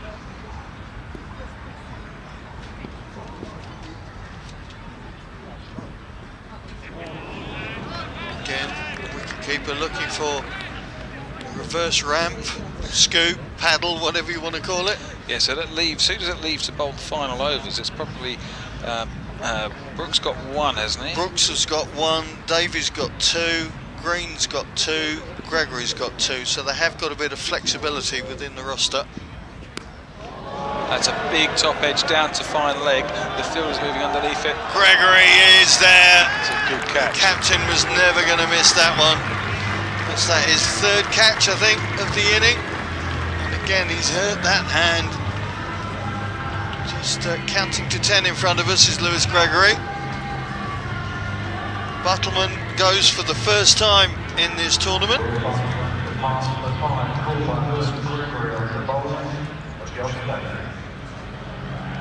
Yeah, this Essex innings is just stalled again. Each time they get the momentum and then they're losing a wicket.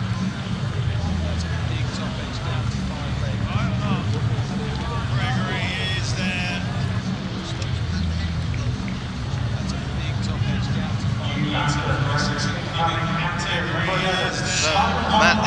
picking up his 3rd wicket. 3 for 18 now for the Kiwi. Big important role for the skipper coming in, seeing the home side in to the end of the innings, and also capitalising on that good recovery from Paul Walter.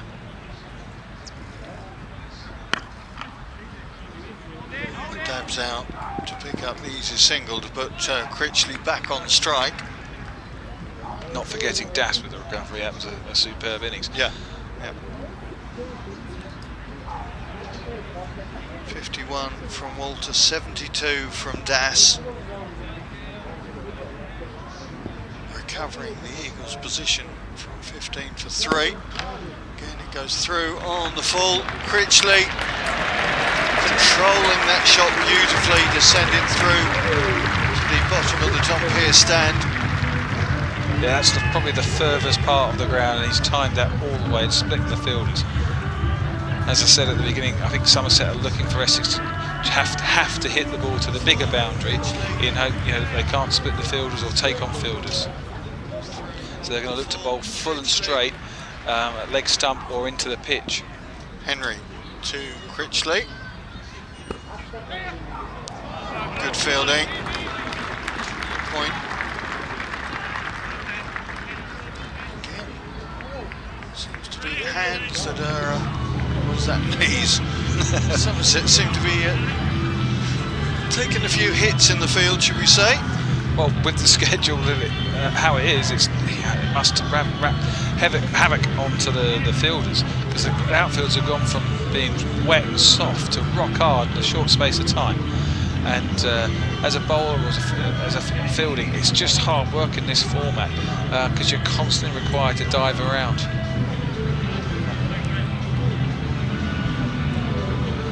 It was one of the aspects I didn't enjoy at the end, was having to field and having to dive around and chase every single ball all the way to the boundary. You're expected to throw your body into it, whatever. Blood, sweat and tears were expected. Oh yeah. Ben Green back into the attack. Reset his radar. Who was your Essex coach when you were playing sort of latterly anyway? Well, I started off under Keith Fletcher, who's now president. Yeah. So Keith Fletcher and Jeff Arnold were the coach when I first started. Jeff Arnold, GG. Yeah. And then sort of Gucci stepped in for a little bit. And then Paul Grayson, and then finally Chris Silverwood when he took over the mantle. And all of them good coaches, but Chris Silverwood, just enjoyed the time with him. Fletch, an amazing cricket brain, just phenomenal cricket brain. But Spoon's probably got the best out of me as a cricketer towards the back end of my career, certainly as a bowler. And was Mags there as assistant at that point? That's squirted through point, beautiful shot from Critchley. Yeah, so Max came in as the assistant, and obviously Spoons went on to the England setup. But just a fantastic coach, fantastic guy. They both are. But yeah, really enjoyed my time working with Spoons. Yeah, Spoons was in the second team coach when I was sort of in and out of the first team at times, and he just kept everything so simple for the players. Dropped short to Critchley. Yeah, and then sort of 2008, when that innings happened, we had that great season. We won I think it was the Friends Problem Trophy, the 50 over competition at Lord's final under Paul Grayson. And then my early part of my career with Fletch, and we won several trophies. I think it was 97, 98 we had trophies, so it was nice to come into a side and be part of it. Palmer slashes hard. Nice shot from the Eagles captain. Shane Snater enjoying that bit. Next man in, of course.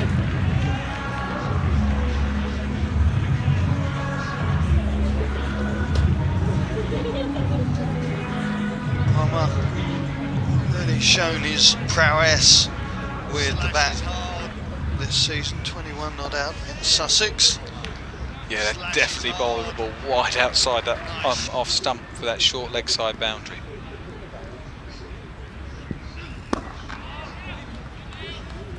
Well, that one they've gone full and straight. They played a double bluff on the batter.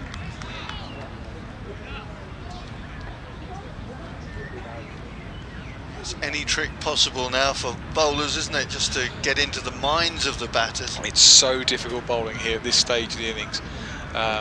If the ball's not moving in the air or off the pitch, it makes it so much harder as a bowler. Right. Last ball of the 18th. Oh, that's run out. Oh, Simon Harmer looks to the heavens and goes, really? The bowler's got a hand on that, off a good strike, and run the non-striker out, who was out of his ground.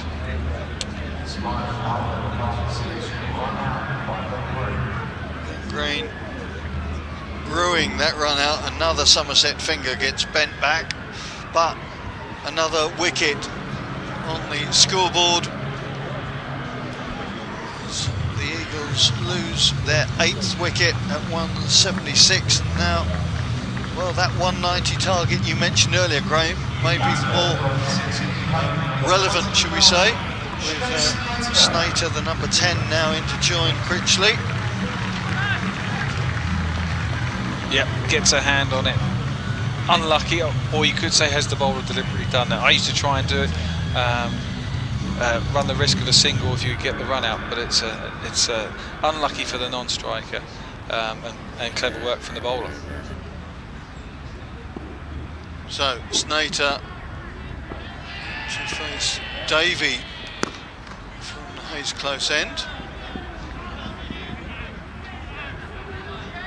Talk whether Shane Snater was going to be on international duty with the Netherlands playing tomorrow in Harare, coincidentally against Zimbabwe.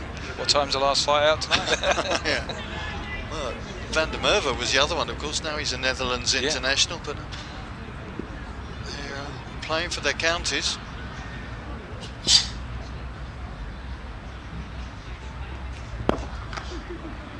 Critchley looking for 2.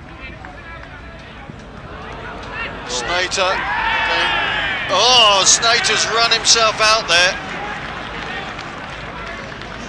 Well, we've kind of had that scenario before for Shane Snater, and he's only been in and not faced. Has he faced a ball? I don't think he has. Well,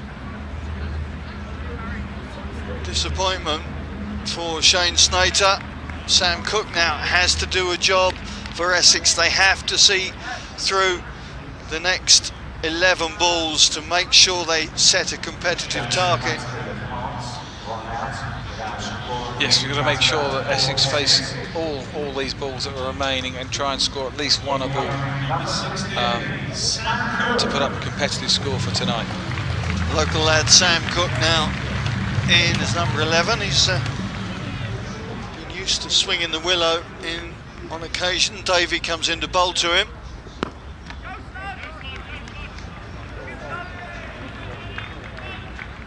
Farming the strike to Matt Critchley. Critchley now 23 off 17, and you would think it'll be down to Critchley as to how competitive this target is for the league leaders.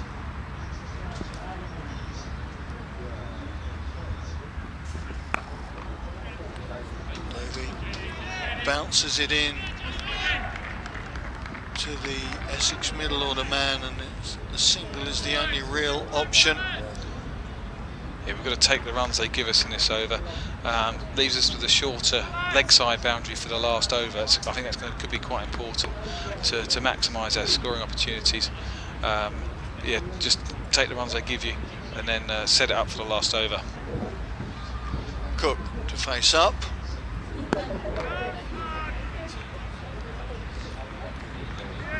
Thoughts of looking for the double on that one. Yeah, it's criminal not to face every ball in a T20 game, to be bowled out short, certainly setting. Very, very important. 2 balls left in this over. Somerset have got 3 minutes to make the cut-off, so they should be okay, you would think. Critchley to face. David goes into the block hole again. Was that? No, that, I beg pardon, lost count. That is the last ball, so no problems with the cut-off for Somerset. Now we go to the final over. It's going to be Ben Green to bowl it. 181 for 9. They're going to be looking over 190, right? I think take 190 would be, over 190 would be a good score. They're going to bowl outside the off stump, pretty much on the wide line, I reckon, trying to stop the batter from hitting to that shorter boundary. Personally, I'll be lining it up nice and straight. The Hayes close is a short punch down the ground. Combat them by batting outside the crease and on the off stump maybe. But it'll be interesting to see how he goes about this in this final over. Field settings pretty much de rigueur for the final over. Long off, cow shot. Man on the cover boundary. That is a great shot from Critchley. Great way to start the last over. Fourth the first ball. Swings the pressure straight back onto the bowler.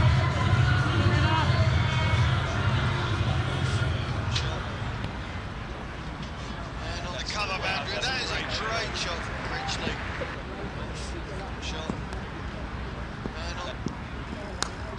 Again, Critchley goes hard, but this time it's the outside edge, and the Eagles fall with 4 balls left.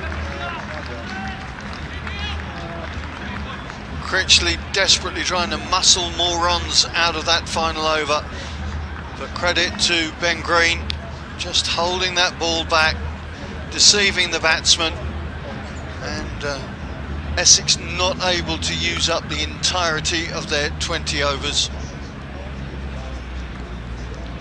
Yeah, I fear they're sort of 10 runs short of a par score for tonight. Just being fast in the outfield, good pitch. So yeah, 10 runs short possibly. We'll only find out at the end of the game. Right, you have duties to do on the pitch. I will just wrap up this innings, which started so disastrously for the home side. Coochie for 1, Lawrence for 8, and Pepper without scoring, all going inside the first 3 overs, but then a partnership of 94 between Das and Walter rescuing things. Walter eventually falling after just going through for his half century, 51 of 27 balls. Das following shortly afterwards, 72 off 39, very impressive runs from the youngster. And then the Essex tail falling away a bit, Sams for 4, Buttleman for 5, Harmer run out for 6, Snater for 1, and then Matt Critchley going right at the end to leave the score at 182 is the final tally. I'm just looking to getting the final score on that one.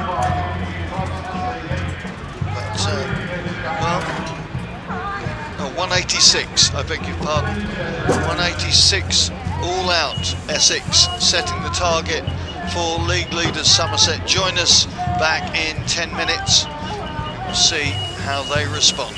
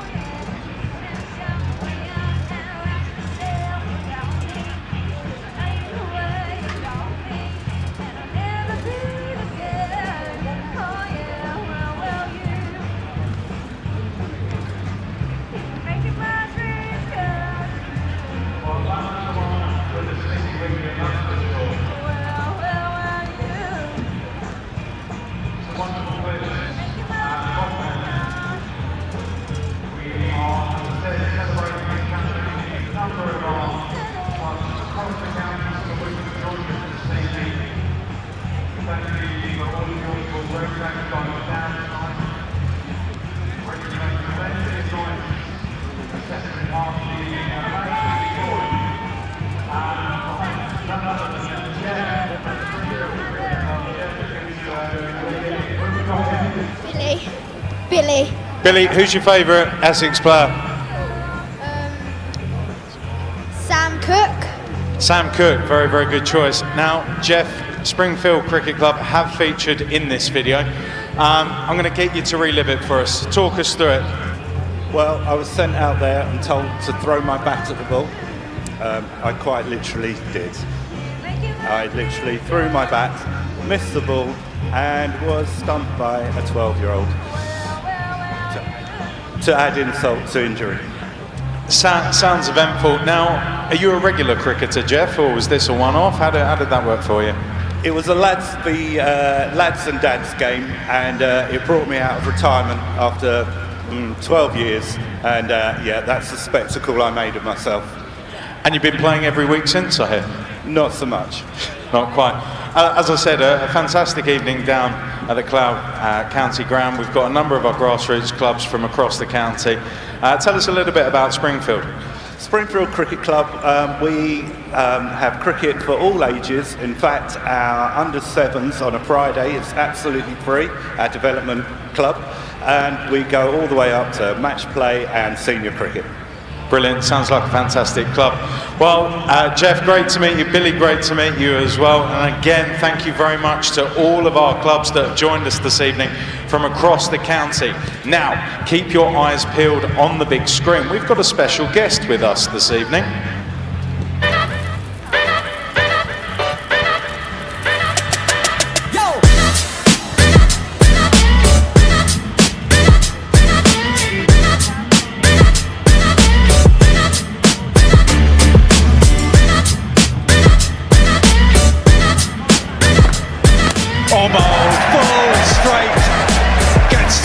Big shot. That one's been hit. Salt into the room. 6 more. Essex back in. So caution for the wind. Oh, that's out. Oh, big appeal, and there it is. Napier does the hat trick. Will it be 4 and 4? Yes, it will.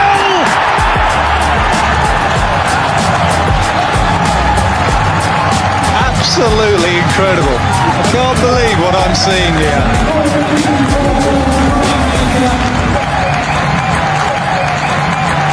And Graham Napier. Well, I'm joined by no other than former Essex all-rounder and legend, Graham Napier. Napes.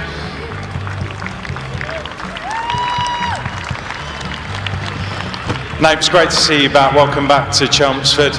Been retired a little while now. Are you a fan from afar, or do you get itchy feet still to strap the pads back on? A fan from far. I love watching Essex, and I love coming down here. First time in a long time that I've actually made it to Chelmsford to watch a game, and it's just such a special atmosphere coming here. Just walking out in the middle at the start of the game, just soaking up the atmosphere, just brings back so many memories, and I love this place. Brilliant. We've got to talk, haven't we? We've got to cast our memories back now to 2008. The 152 not out. I think it was 58 balls, something outrageous like 10 fours, 16 sixes. It was like Brian Lara cricket on the PlayStation, balls going everywhere. Talk us through that. It was one of those nights. Ball came down, see ball, hit ball, out of the park it went. And just everything just seemed to come out of the middle. After sort of a shaky start, hit a good 4, I think, onto this side of the boundary, and that was it. Just got going, and the momentum just kept going and going and going. And normally those sort of things, you get 1 or 2 lucky hits, and then you're out. And it just kept going and kept going and kept going, and I just kept going with it. Brilliant. And you say you watch from afar now, certainly with the Vitality Blast especially. Have you seen the game change and evolve much even since you finished up playing? What sort of changes are you seeing as an ex-pro? I think from the first game of the T20 that we played to the last, and now the fielding has just got so much better. Batsmen hit 360. They literally hit any part of the ground. As a bowler, that was a nightmare. There's only 1 or 2 players could hit 360. Everyone seems to be able to hit any part of the ground now, and I think that's a massive difference in the belief in players. Just hit a 6, hit another 6. There's only a few players that think like that, and I often get told off. hitting a 6 and then getting out, going for another 6. But now just keep hitting 6 after 6 and see how far you can go. Yeah, brilliant. And in terms of the club itself, a number of young players to finish up. Who's really catching your eye at the moment? Well, that innings by Das was, I thought, was very, very cricket savvy, very smart. The way where he scored the runs, he's definitely one to watch out. Brilliant. Cheers, Napes. Ladies and gentlemen, please put your hands together for the legend that is Graham Napier. Thanks, Napes.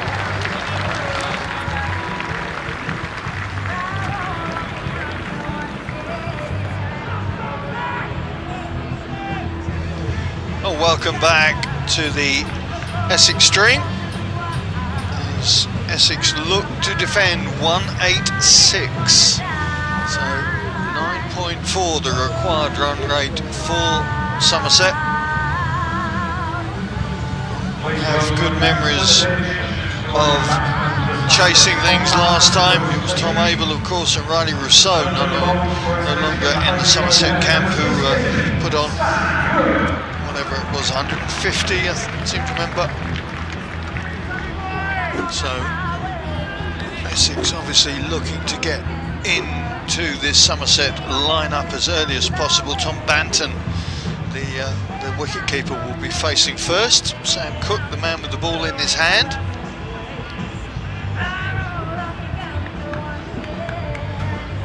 So here we go.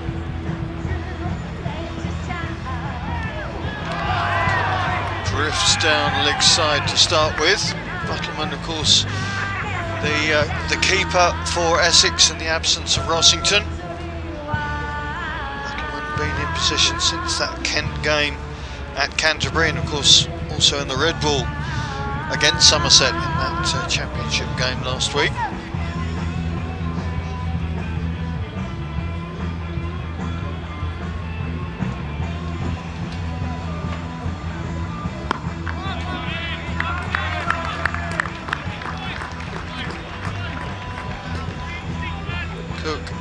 Been in some good form with the ball, taken a dozen wickets, economy a little bit higher than he might like at 8.73.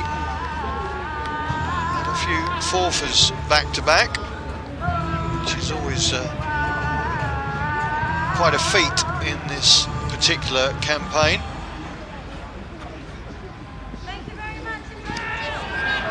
Looking to get that little ramp, the reverse ramp down the leg side.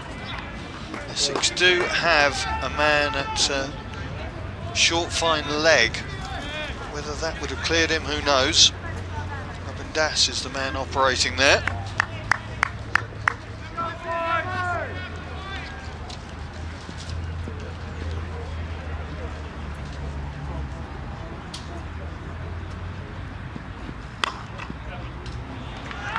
Shot from Banton to open his account. He's been averaging just shy of 40 so far, highest score of 54.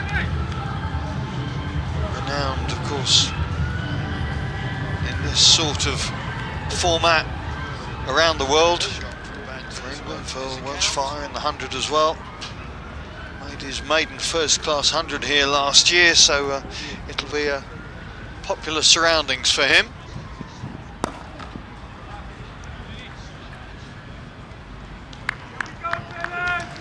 I'm Simon Ward, once again delighted to be rejoined by Graham Napier. Napes, you went out and spoke to the crowd during the interval. That was quite some reception. Yeah, very warming. Always here at Essex. It's such a nice place to come. Really do miss being out in the middle here. It's such a good atmosphere. Does he get the juices going again? I did a little bit when I was out in the middle earlier on at the start of the game.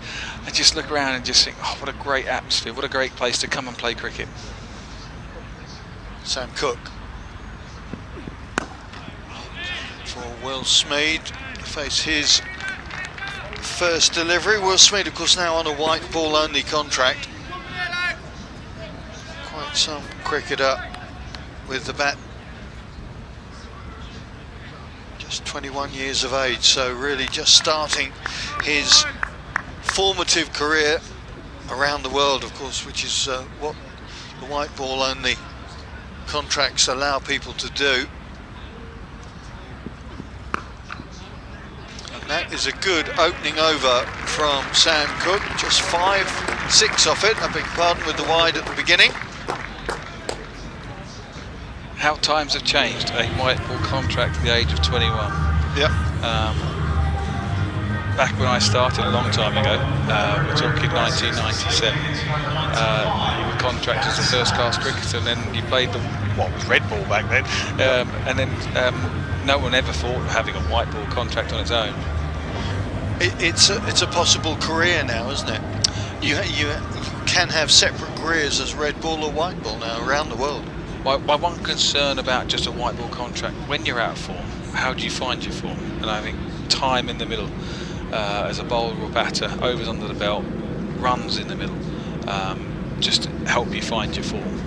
Daniel Sams opening things up from the river end. Banton goes straight. Shot from the Somerset opener.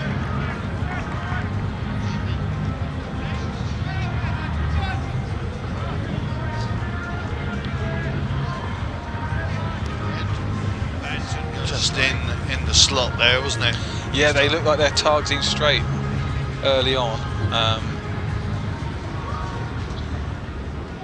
Essex have to be aware where they might be wanting to score their runs and trying to counteract that.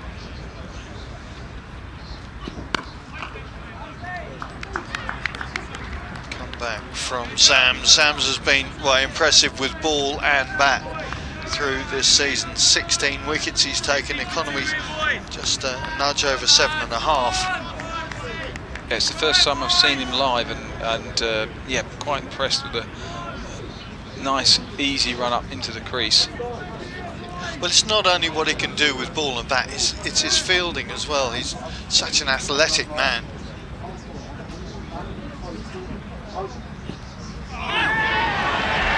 Is it gone?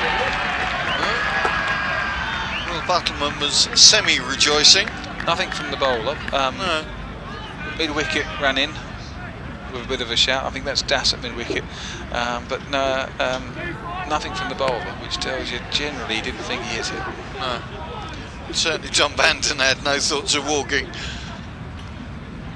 A close one, maybe.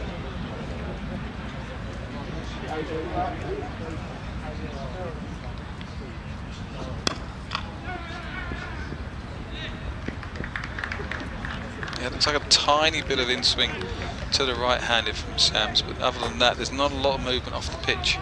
And now the sun's setting. Doesn't look like it's going to be cool enough for a dew tonight, which used to affect the pitch slightly with these hybrid pitches. I don't know how they react as the sun sets. Certainly that sort of dusk feel when you know the floodlights have been on for a while, I know, but to try and keep that equality in vision. Always interesting to feel the difference as we hit night time. Smead dances down the wicket, but Daniel Sams gives him the knowing look, like Sams hasn't done that before. I have to say, when I played here, the old lights, there was a definite difference between sunlight and then the transition into the lights, whereas these, they just look like the sun itself. They're dotted all around. They're really impressive. It's the first time I've seen them on here, so it shouldn't make too much of a difference to the batters. I don't know the technicalities, but I think they're halogen lights, aren't they? Such as the brightness of them. Again, Sams goes past the outside edge 3 times. He manages that in his opening over. Somerset 11 without loss after the first 2. And that run rate's starting to creep up. Early days. Early days, that's all I'll say to that. And such experience within the format from the Somerset ranks. Shane Snater going to get the 3rd over underway from the Hayes Close end. It's really shown with ball or bat, particularly this campaign. Such a good year, of course, last year. Handful of wickets. No real runs to speak of, so plenty to do for the Zimbabwean. That's a good start. and tonight could be his night. Hopefully he'll pick up some wickets and swing this match in Essex's favour. Of course, I'm very biased there. Of course you are. You're allowed to be. I'm sure even Somerset fans would allow you that.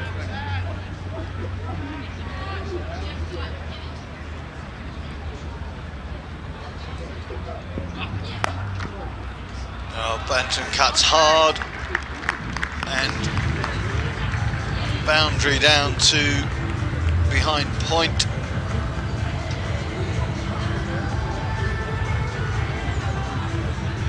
Yeah, I'm going to make a call now to say thank you to an old mate of mine, Kevin Hands, for producing commentary on his own yesterday at Lord's. Always difficult when your team are struggling, but got the positives out, watched the game with both eyes. And, in this world where we're so susceptible to the keyboard warriors and the trolls, kudos, Kev, for what you achieved last night on your own. Smeed yet to get off the mark.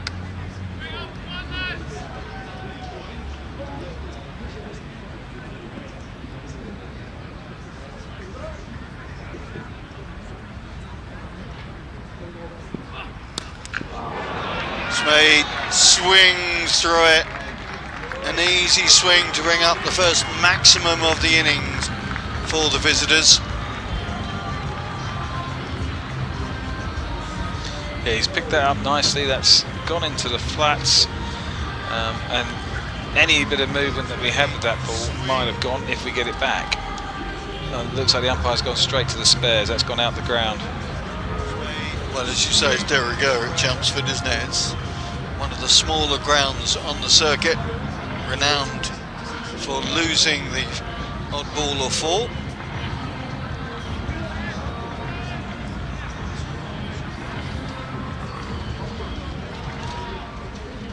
Smeed eventually breaks the bagel in style. Snater.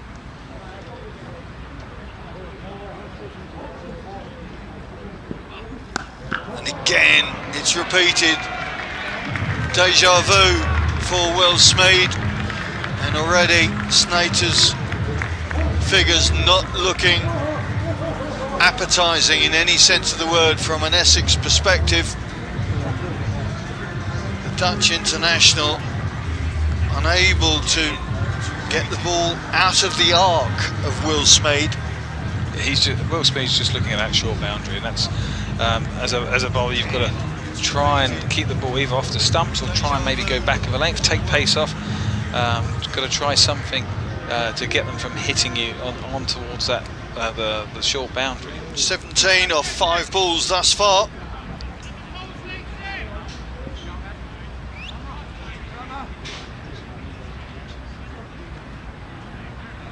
Feroz Kusi just being pushed back onto that leg side boundary, but if he swings hard enough, there's no stopping him, and there goes another one. Comes through on the full. 3 successive sixes from Will Smeed, and no problems for the visitors now. Snater goes for 23 in his opening over, and the number 23 of the visitors benefiting from that full bunger coming through.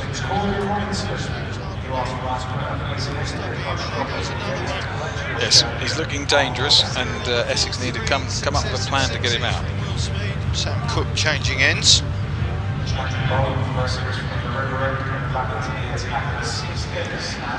As I say, just 21 years of age, Smeed. Playing for Birmingham Phoenix in the 100, and beginning to make his name known around the world in the white ball formats.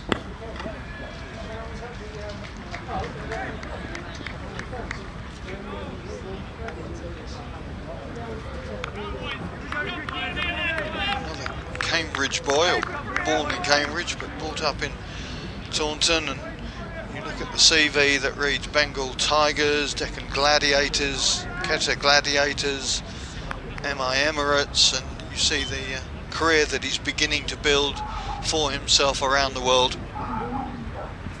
Oh, it's going to be a no ball. Well, there was no way that Sam Cook was going to let him drive that one, was there?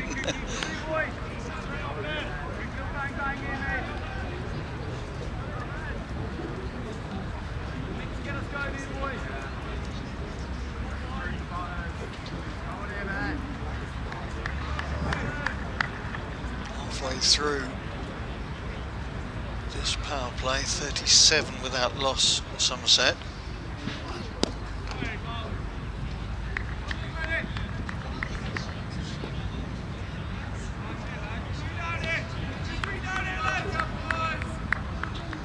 Yeah, Essex needs to squeeze a few dot balls here somehow, put a bit of pressure back onto Somerset. And in this format, the more dot balls you bowl, the more chances you'll get of taking a wicket.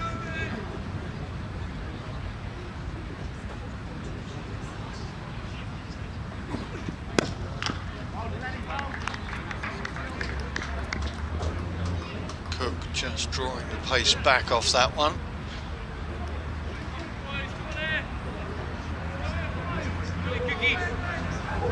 Talking about Paul Walter's confidence earlier with the ball, Sam Cook similarly seems to really discovered his mojo within the white ball game.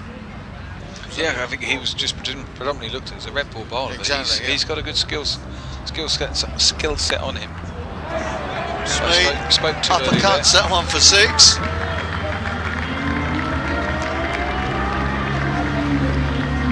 Number 4 for the Somerset opener. Somerset are definitely using the pace on the ball a lot better here. He's only got 1 in that Essex game at Taunton earlier on. Racing away to 25.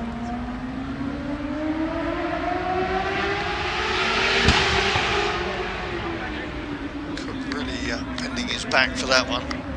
Yeah, and that's that back of a length, heavy length that he's bowled with the bigger boundary. The batsman's sort of thinking twice about taking it on early on.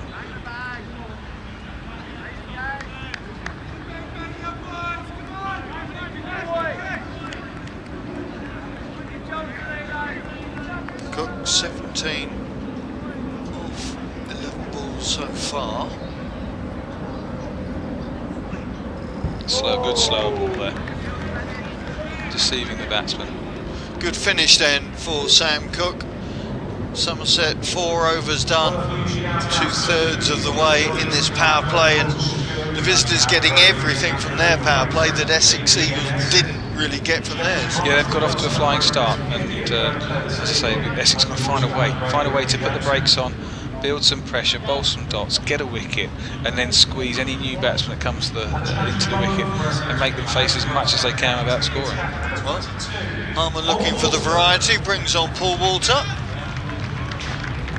Tall left-hander, really increasing his mix of options with ball in hand. As I said, doing so well in the 100. Just looking at the way that slower ball from Sam Cook reacts off the pitch, it could be the way forward. Take the pace off, don't give him the pace to hit the ball. Straight away in there with a slower ball by the looks of it.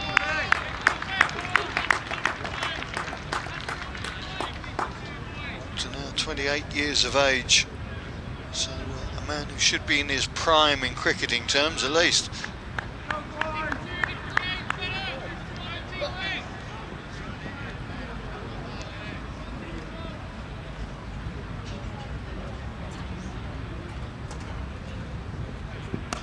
Oh, that is beautiful. That is a brilliant shot from Tom Banton. How did he pull that one out? It was so sweet. The reverse sweep slog. I think that one's gone in the River Can. Just look at this. That is beautiful. Deft. As we talked about, the difference between now, everyone can play those shots. Yeah. That's an amazing shot. Paul Walter's not the fastest, but he's definitely not the slowest bowler in the world. And to have the bravery to just get down on one knee and flick it out of the ground, that's 6 runs. Very impressive shot. I would wager that's not a £3 bat. Yeah, otherwise you need very strong wrists if it is. I think for the Essex now, it's definitely got to be pace off. Take the pace off, make them hit the ball. That was a startling shot from the Somerset opener. Look at that. That is a brilliant shot from Tom Banton.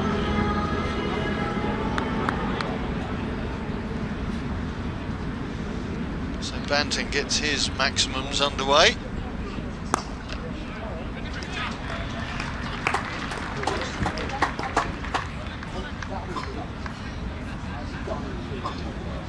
So the Somerset boys now really in and seeing the ball well, it would appear, as they get past the half century.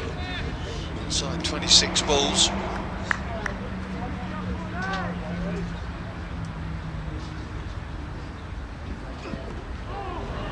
Well fielded. Oh, well fielded. Banton going for a repeat of that shot. I think it was Pepper down there. Yeah, it's Michael Pepper got down very quickly to smother that one.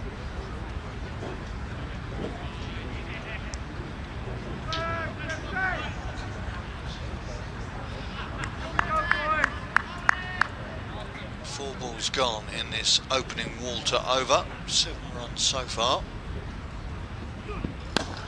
Make that 13. This one heads towards Hayes Close. Would appear Essex unable to break as a BRAKE this opening partnership for the visitors at the moment. As you can see, the run rate beginning to pick up.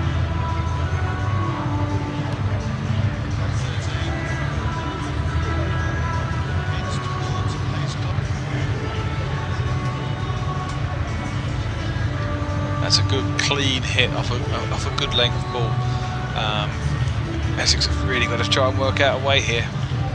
Yep, early questions for Essex to find answers to. Another ball comes out of the bag.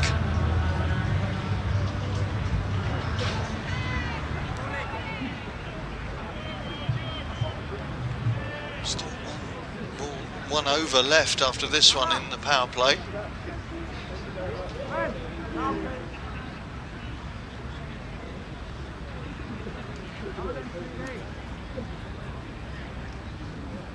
Leg goes back, expecting a fuller ball from Walter around the wicket. Goes wide again.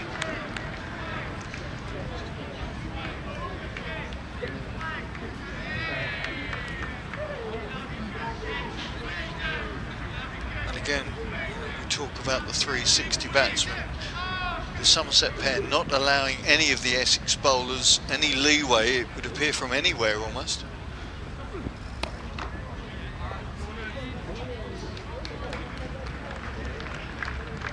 So Walter's over is done for 15. Somerset hit the 60.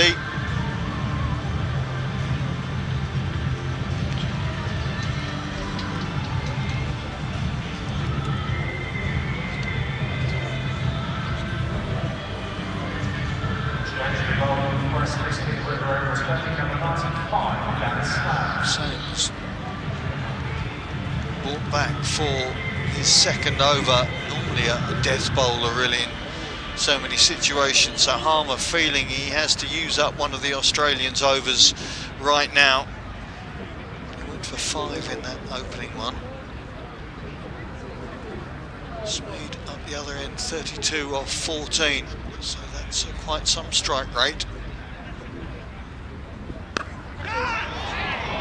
Just out of Kushi's reach, through point, squirted out for again a boundary off the opening ball of the over.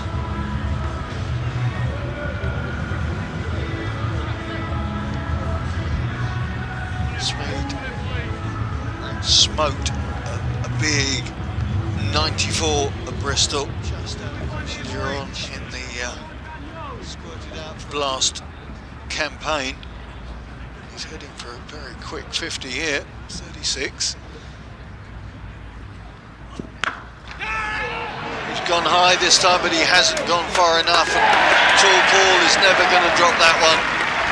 So Smead goes, Sams comes on to do the trick that he was asked to do by Simon Harmer, and at last the Somerset opening partnership is broken at 64. That's the breakthrough Essex needed. Now the new batsman's coming in, they've really got to put as much pressure on this guy as they can. Bring in the field, bring it in tight, try and get those dot balls and bring that required run rate back up to where we want it to be. Very good innings from Will Smead. Took a while to get off the mark, but once he did, he was swinging away through leg side on that shorter boundary. So 2 Toms now as Tom Kohler-Cadmore comes on, former Yorkshire man. Before that, of course, was Worcester.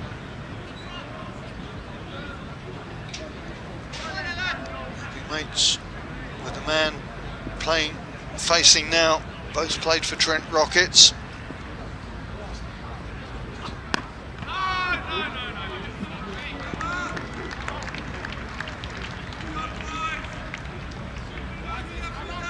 Quick word of welcome from Daniel Sams. I'm not quite sure what was said there, but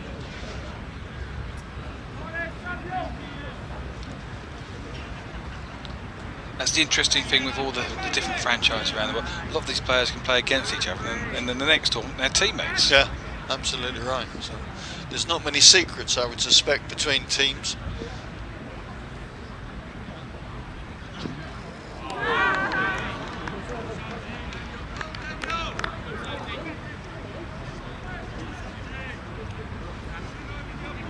Daniel Sams, of course, will be heading to other stratospheres after he's done with the 100, heading to Texas to join up with the Super Kings. The dates will be interesting if Essex can get to finals day. I'm feeling that may collide with the beginning of the Major League Cricket season. We should keep an eye on that one. It's well stopped. Critchley's got a hand on that. That would have been a definite boundary. Yep.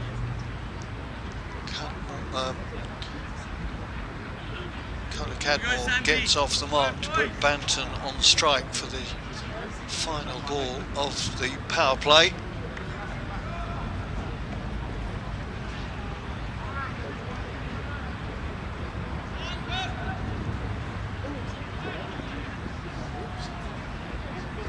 Pepper being moved down here to long leg, now been put finer for his final ball.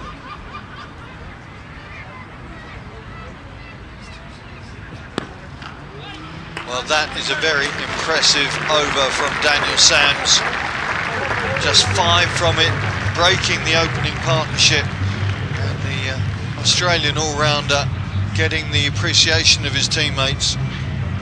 Power play is done. 65 for 1. Somerset in a powerful position now. Critchley immediately warming up to come on at the Hayes Close end. Yeah, the interesting to see if there's any turn for Critchley.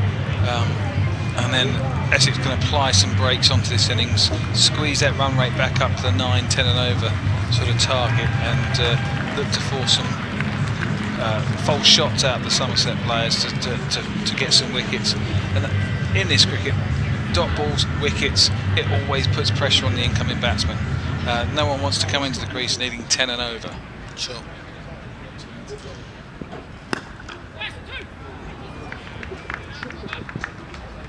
Cadmore getting a good strike on that opening ball from the leg spinner.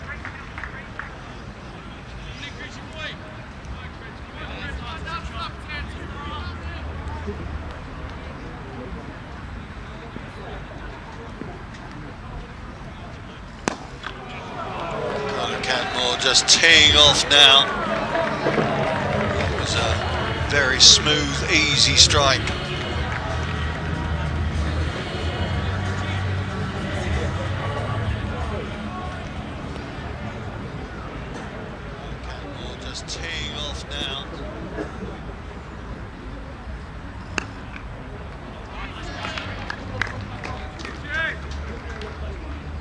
talk about Paul Walter's confidence with the ball increasing. I think this man has upped the ante as well. Doesn't help being driven for 2 sixes in his opening over, mind, but always a hard call for a spinner bowling from the haze close in.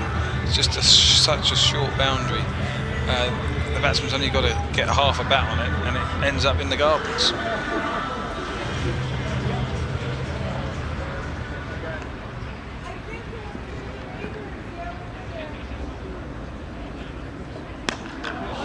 Again, another almost chip shot off the back foot for Kola Cadmore. The 3 maximums now changing the whole feel of this scoreboard. Again, another almost chip shot off the change the field placings, but at the moment there's not much Essex can do to stop things.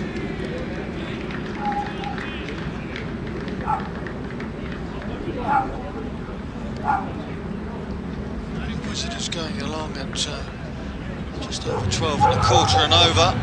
Expensive start from Critchley.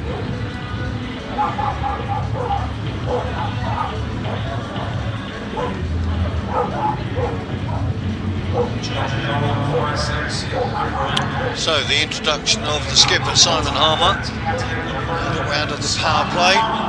It's a double spin attack for the hosts.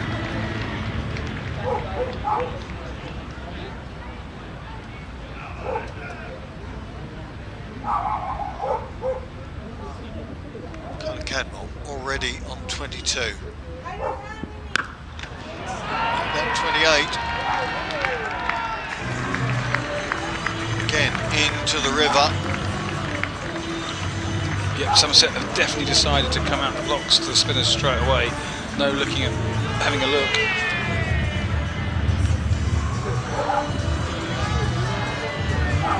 Cadmore been in fine form already this season for his new team, averaging over 42 already.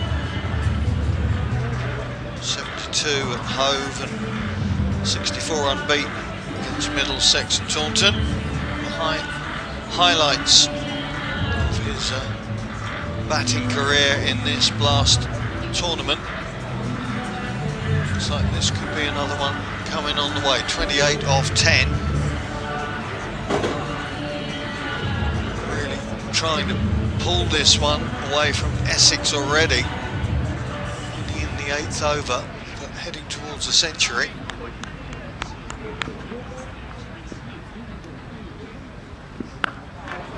Again it goes high, man underneath it though. This could be it. It's Dan Lawrence. Well, they always say with Simon Harmer, you can hit him for 1-6, but don't try and hit him for 2, because he's going to get you. And Kola Cadmore goes, and a vital breakthrough by the Essex captain. That's the breakthrough Essex needed.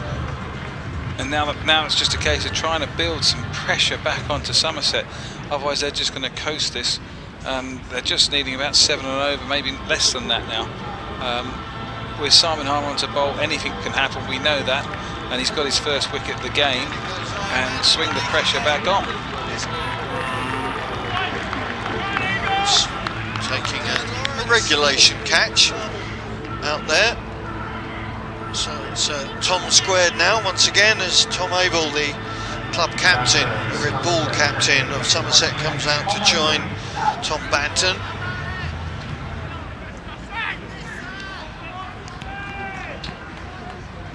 92 for 2. Somerset still in a very strong position after this start. See how the middle overs are going to change the dynamic, maybe.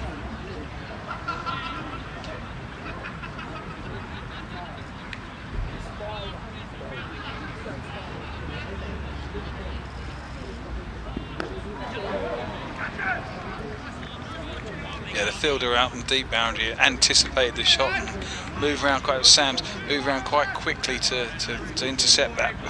Pretty much as soon as that batter moved to hit the reverse sweep, he was off.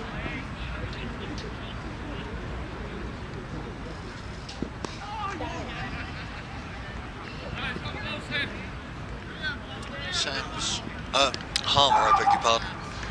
Just focusing on the pads there. Yeah, he's trying to spear that ball in and stop them from attacking that short boundary.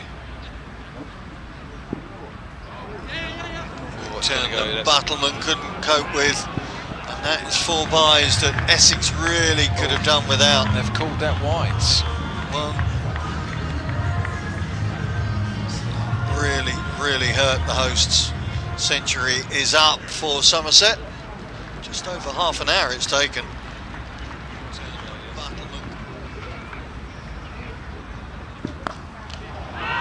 Again, the long handle board out from Banton.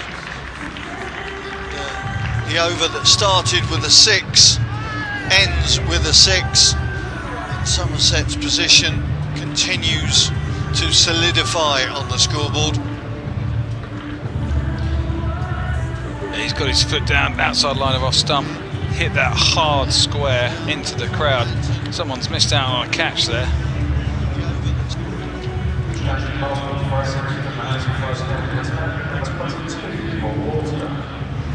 Essex really need to target Banton and get Banton out here, and just to apply any sort of breaks on this Somerset innings. They've got off to a flying start. 8 overs in, 106 for 2. Able to face Paul Walter. Immediately on the pull.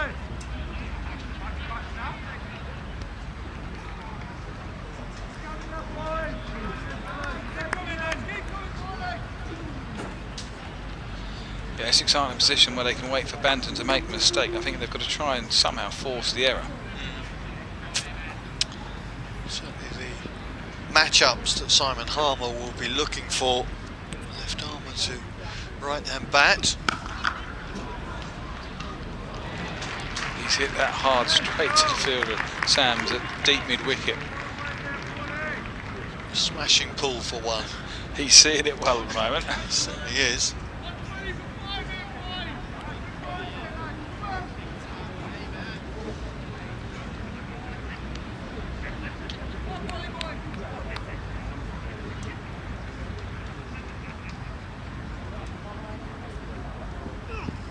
That's a slower ball again. Looks much harder to play those slower balls into the pitch there than with the pace on. I've mentioned it a few times already tonight.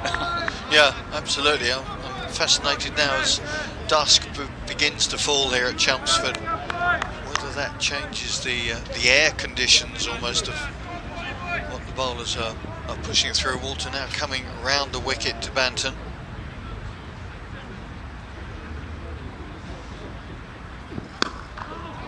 That's well bowled, back of a length into the body, not giving him any room to free up his hands. Somerset, of course, in the position now where they don't need to worry about getting a boundary every over. Doesn't matter if they have a couple of quiet ones. The field's so well spread they could just take ones easily. Yep. So Essex really need to put the pressure on and really try and squeeze a wicket somehow.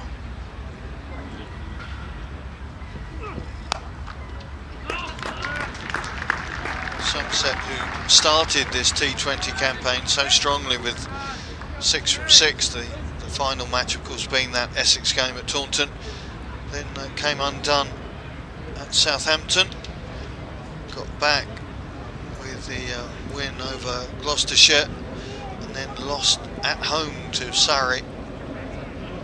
So looking to rebuild a bit of momentum in the campaign. Banton, how did that go down to third man? He got well outside the off stump there and was trying to ramp that over. Fine leg. Good over from Walter, just the 4 from it. Essex, of course, now on the back of 5 wins coming into this one, but no question this was going to be the litmus test up against the league leaders. Biggest challenge for the Eagles. Just have a look at this. How did that go down? Oh, yeah, back of the bat, I think. It's such a tough group to play in now, this group. Yeah. So Somerset have always been up there, Essex have always been up there, Hampshire, difficult group to play in. Yeah, you only have to look at the league table to see how close it is with 3 teams on 14 points at the top there. Hampshire, yes, not forgetting Surrey as well. Yeah, Hampshire, the champions, are on 12 at the moment. This the missing game, if you will, from the top 4. Somerset and Essex now playing their 10th game. So after tonight, the top 4 will have played exactly the same. Those underneath, still the majority still have the extra game to catch up on. Critchley is trying to tempt Abel to play against the spin. Definitely think that's a better in for Critchley to bowl from. Just gives him that little bit more protection. He's going to need some protection against this man, Abel. Banton rather, 34 off 25. Oh. Not sure that one turned, but it was too tempting for Tom Banton. He gave himself just a little bit of room to hit towards the scoreboard, which is offside the shorter boundary. And there's just a little bit of bounce, if anything, in a swing and a miss.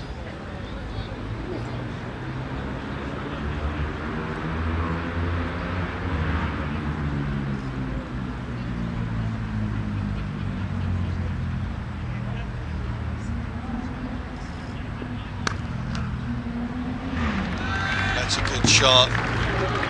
Banton finding the perfect angle to pierce the field on that offside.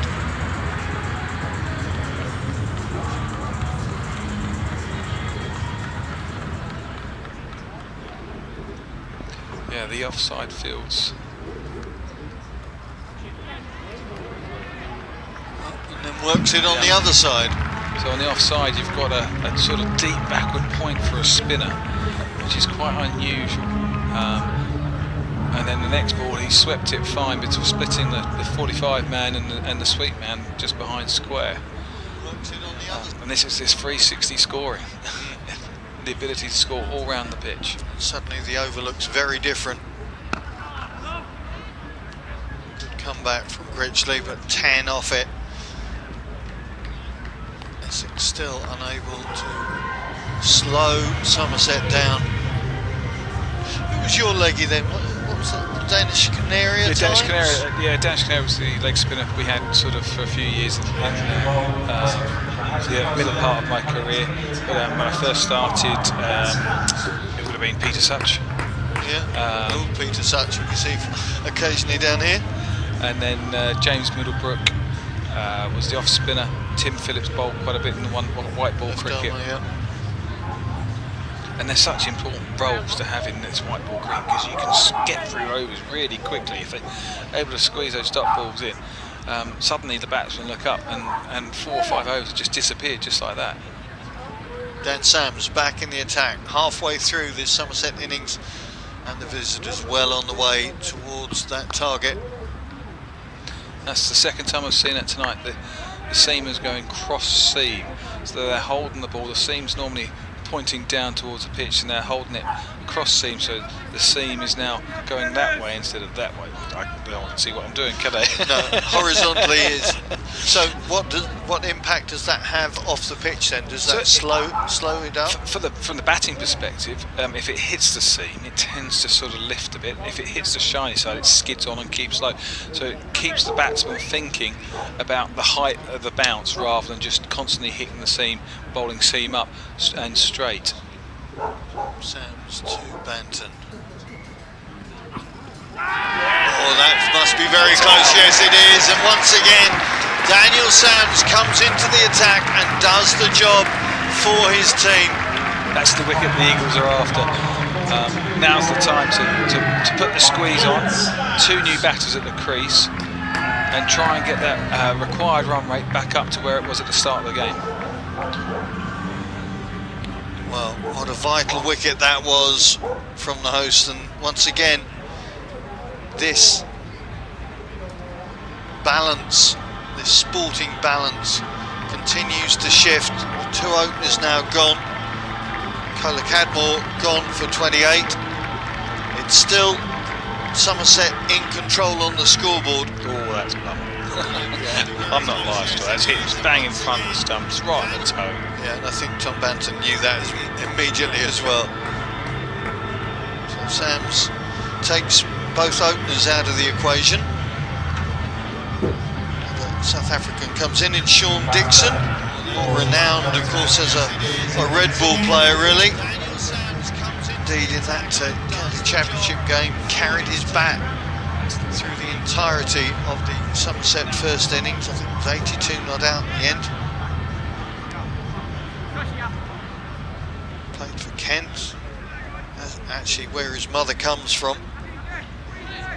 Played for Durham, I think, as well. So this is 5th game of T20. Yeah, the ideal opportunity to really try and squeeze a relatively inexperienced player here.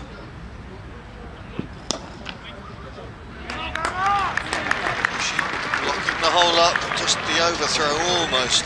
Fortunately, someone was backing up. Yeah, good work from Robin Das. Moments like that, great bit of fielding, and then make you look very silly if you get overthrows to those.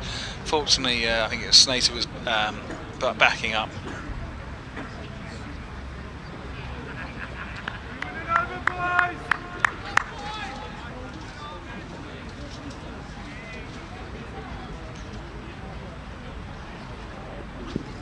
Another slower ball. Just tickled round the corner by Dixon. Good to get all your texts. Glad you're listening to us here at Chelmsford. I'm Simon Ward, being joined this evening by Essex legend Graham Napier. And we keep using it, I'm sorry, you're just going to have to live with it. See, in my mind, legends are Graham Gooch and Alistair Cook. Yeah, okay. Well, international legends maybe, but certainly your name is well known around the circuit here. There's something special for me. There's something special about coming back to Chelmsford. Just driving here, just sort of the excitement of coming to a game. How many years was it? I'm thinking 15, 16? For me, I started my apprenticeship with Essex in 1996 on the last century. On the old-fashioned YTS. If those that can remember a YTS, I had the opportunity to play football at Ipswich or cricket for Essex. What caused the choice of the bat and ball? Well, being a goalkeeper, I wasn't really tall. Right. And as much as Ipswich wanted me to grow, I was never really going to be a prospect. And my true passion has always been is cricket. I like football and I like playing, but my love was cricket. So I started here in 1996, left school at 16, which is not allowed now, and came and joined the staff as an apprentice. Used to do one day a week in the indoor centre, one day in the shop, one day in the office, and they allowed me to train one day.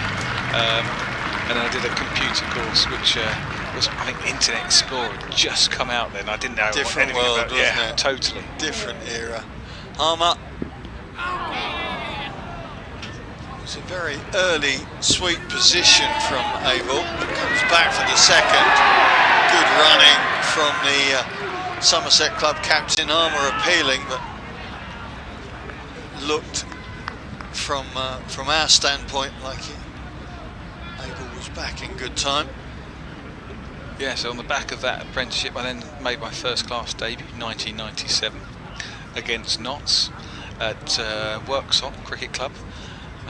And also made my list A debut that summer against Kent at Canterbury, and signed my first contract for the 1998 season. So, really?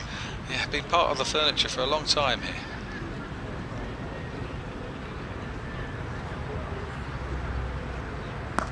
Abel goes big, slog sweep.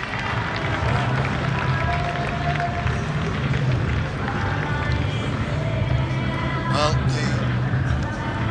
the Somerset number 3, I beg your pardon, number 4, taking on the responsibility of keeping that scoreboard moving, depositing the Essex captain over the boundary at square leg. Again, we talked earlier about the difference between when I was playing, which was retired about 6-7 years ago, to now. batters just seem to come in and be able to hit sixes from ball one. Often in this phase there'd be a batter who would just churn out the ones and wouldn't really look to attack until later on in the innings, whereas they just come out now and they're just prepared to take on those hits, take on fielders, take on the boundaries. It's a very different sort of outlook from when I played, and I say there would always be the batter or two batters in the middle order who just look to push the ones, maybe run the odd two, certainly wouldn't be taking on boundaries.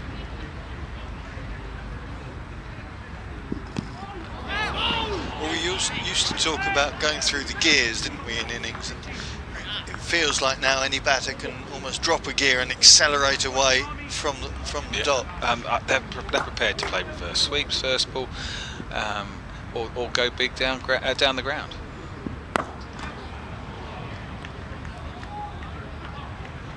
Walter coming round to keep that to a single. Sean Dixon to face his countryman.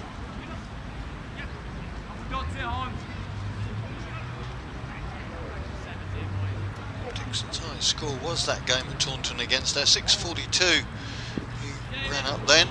This delicate little reverse sweep.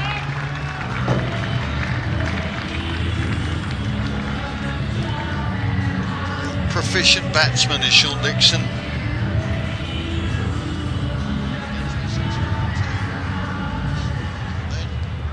A delicate touch on that one, just sort of running it down to the third man boundary.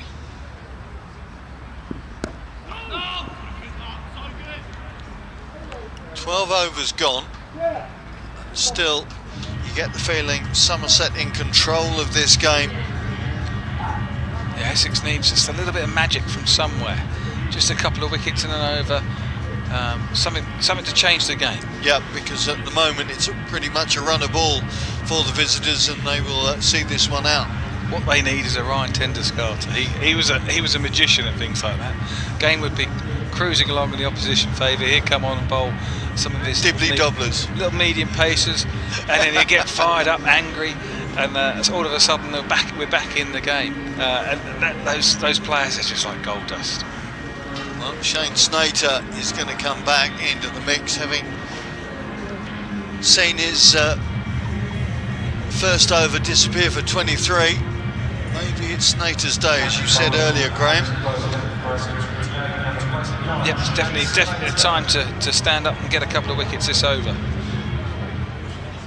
This could be, there's a feeling of make or break in it. If they take to Snater like they did in his opening over, the game could be past Essex.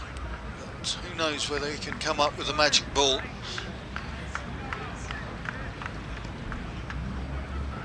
It'll be interesting if we get a couple of wickets now.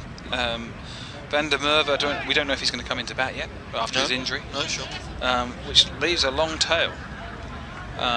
So that's all it needs just to get back into this game. Lewis Gregory next man in, followed by Ben Green on the original batting order.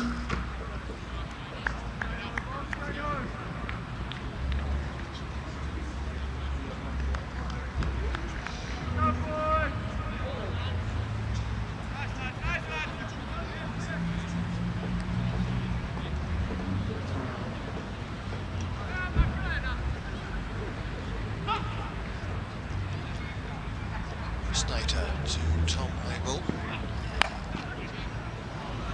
Abel gets it through for the boundary. Nice play from Tom Abel. Getting up on his toes, strong wrists to put it out through point.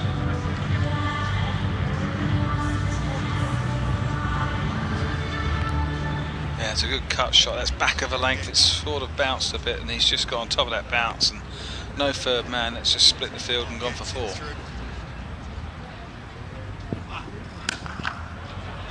Now, that's well fielded. I think that's Sam's out there, is it? Yeah. That's a great bit of fielding. He's hit that very hard towards it. In front of sort of mid-wicket, deep mid-wicket there. Him sort of split almost that cow corner and such.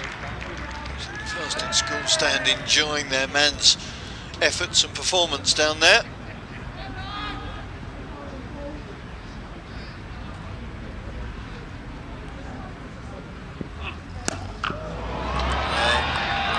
Dixon. It's disappeared, that one. Sending it over the fir trees at the back of that stand. Suddenly status figures starting to look expensive once again. 13 with still a ball to go in this over.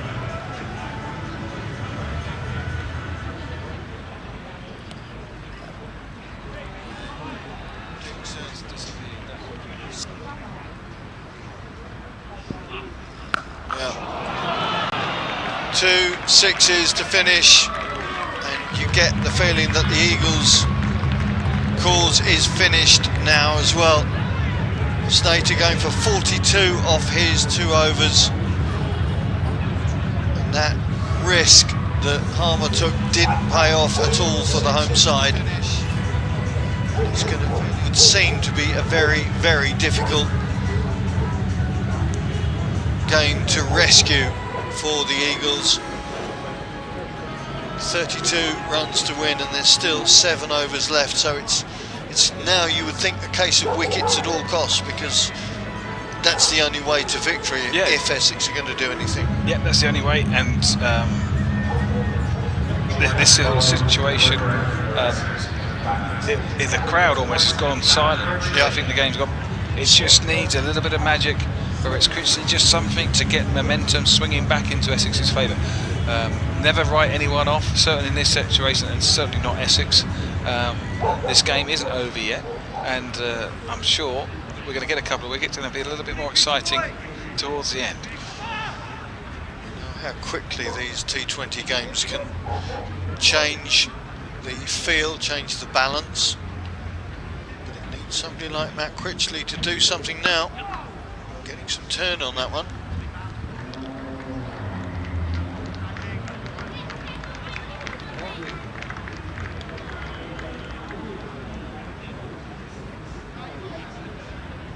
Abel 21 off 16, Dixon 18 off 7.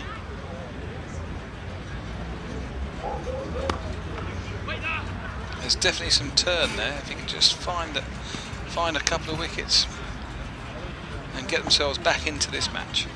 Let's try and get the batsman to play across the spin.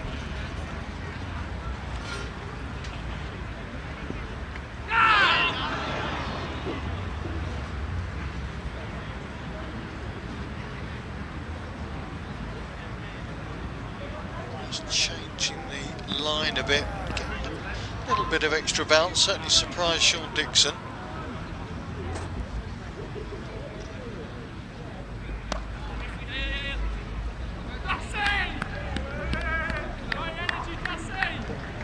But it's a situation now where dot balls don't scare Somerset. Yeah. Because they've got room to breathe, they've got room to manoeuvre this match.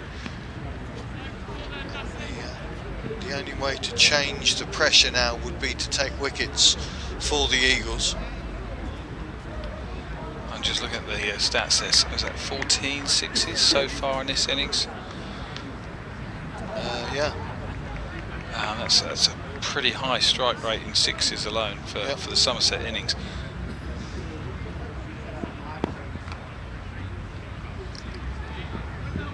Critchley tightening up the line. No need for risks for Somerset. They've really managed this innings very, very well. So controlled in the way that they've approached it.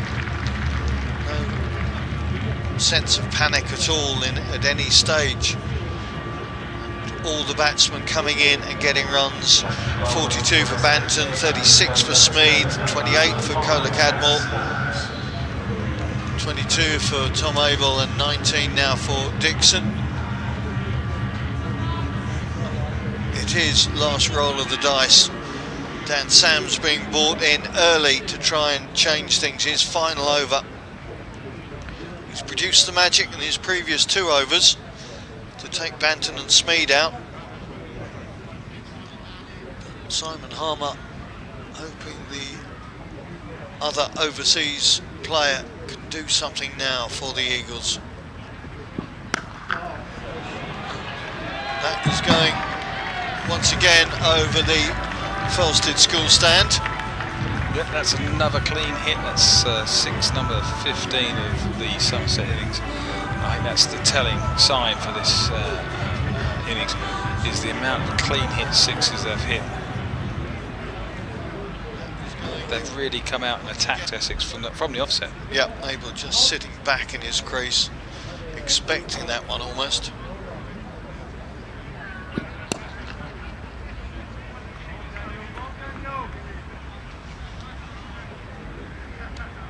Abel now 29 off 20 balls. So, a very measured performance from Abel. Just the job that Somerset needed.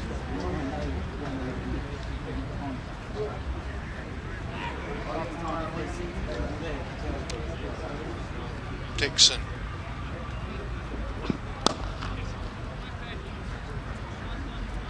And they will know the danger of Daniel Sam, so they'll be quite happy to see him out, you would think, much as they've already taken him for a maximum. Yeah, and in terms of the league and table, run rate will come into it at some point, I imagine now, and it could be important for Essex to try and drag this game out as much as they can, as far as they can, and to affect the run rates later on in the competition, to make sure they can try and get that home tie, which is what every side wants.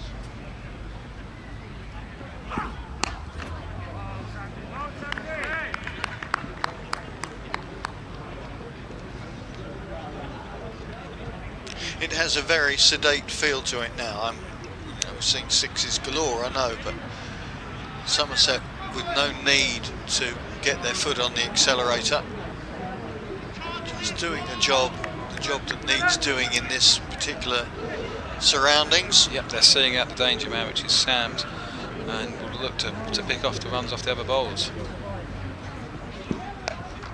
Well, oh, he's dropped it. That's Robin Das. Went straight into the basket, but he couldn't hold on to it, and that's what Essex were hoping for. That was the break. Dixon slamming away that square cut. Das couldn't hold on to it. It's Robin Das.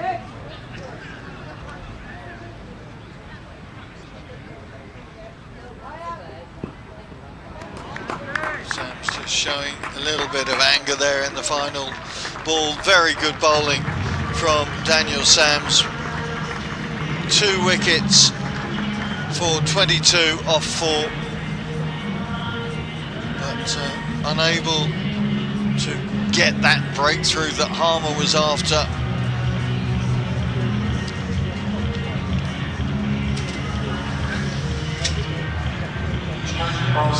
See Sam Cook is going to come into the attack. Harmer knows he's got to push these bowlers up now ahead of time. Yeah. There is no chance of getting through to the 20th over. We're into the final quarter of the Somerset inning. But sure as eggs is eggs, it ain't going to go through to over number 20. Abel picking off that and starting with a boundary. This match is only going one way now.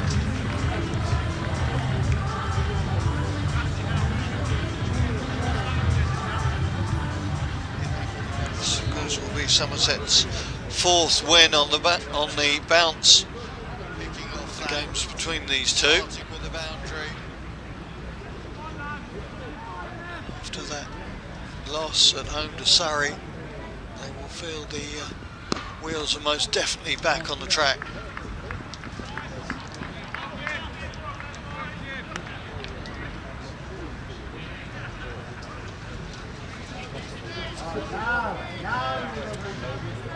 $15 left for the visitors to finish this game off.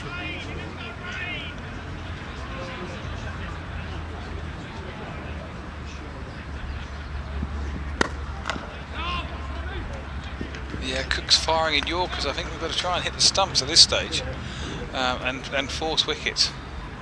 Yeah, that would seem to be the only real way for Essex to get anything like a foothold in this game now.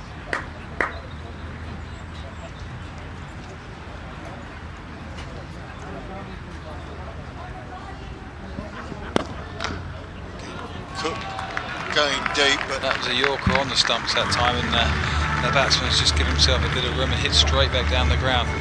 There's no room for error in this game. No, this game is being shown how dominant Somerset can be in this format.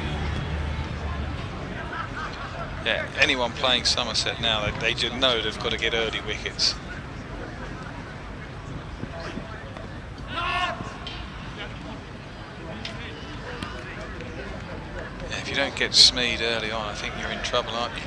Yeah, he is a dominant character. Well, they all are. I've always been impressed with Tom Banton.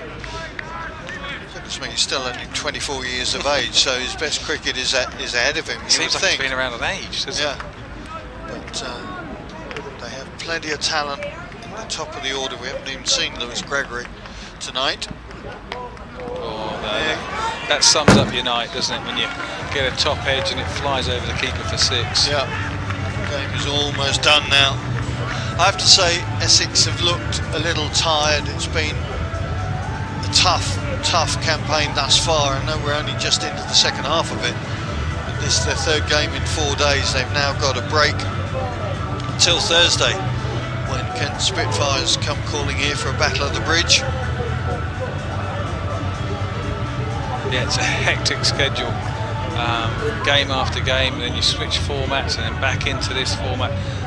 It does take its toll on the bodies, physically and mentally, and they've got to pick themselves up for that Kent game and battle the bridge. We can't be going two losses certainly against Kent across the river.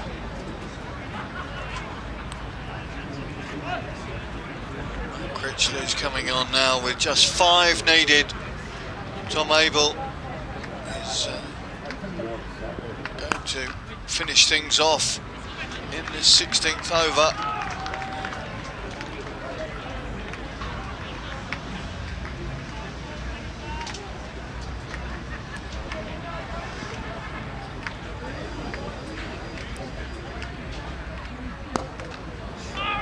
Lovely shot from Abel.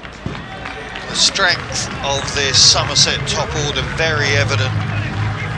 All in good touch and good form. It has been a very impressive performance by the visitors as they secure that top spot.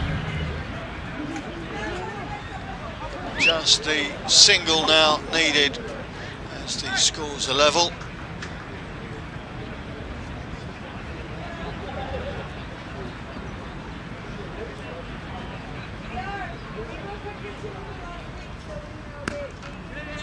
It is.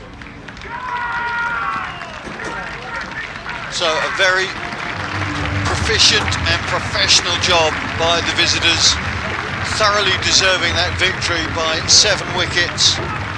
All the top batsmen doing their job, building up the pressure time on time against their hosts. Dixon ending 30 not out. Abel 40 not out, 28 from Colin Cadmore, 36 from Smead, 42 from Tom Banton, and no real way that Essex could do anything about the flow of that game, almost from the word go.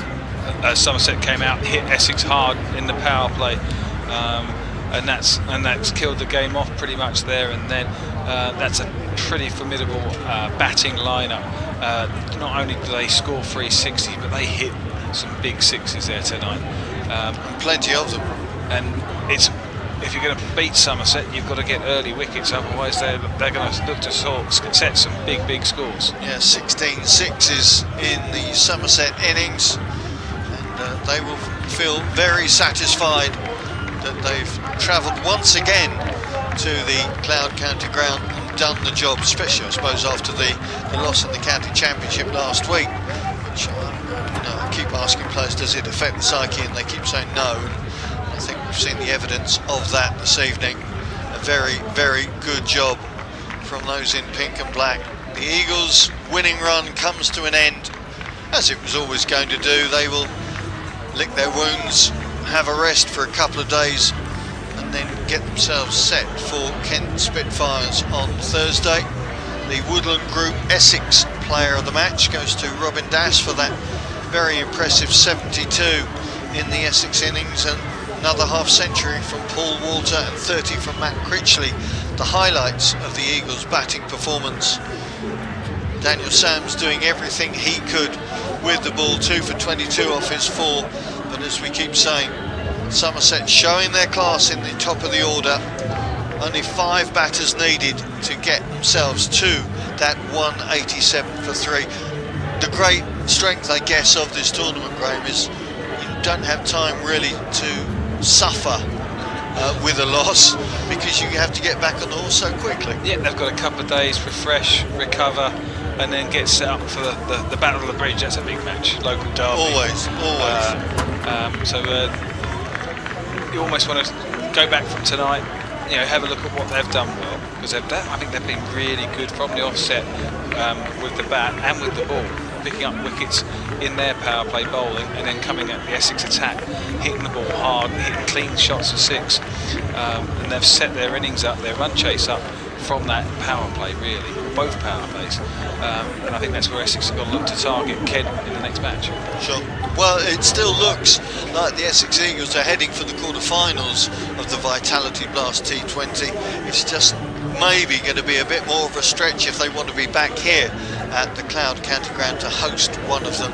My big thanks to Graham Napier. You've been great company, thoroughly enjoyed meeting you for the first time, and it has been a real privilege and pleasure to sit alongside him for this performance. A pity that Essex didn't win, but once again, huge kudos to Somerset. They've done the job here. They go back to Taunton with a victory in the bag. They have won this match by 7 wickets. I'm Simon Ward, saying a very good night to you as we go pitchside to see the presentations.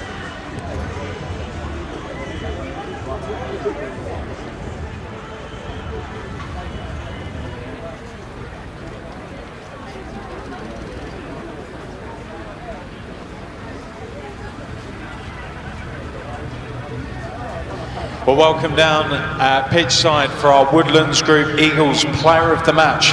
And after scoring 72 from 39, our Eagles Woodlands Group Player of the Match is Robin Das.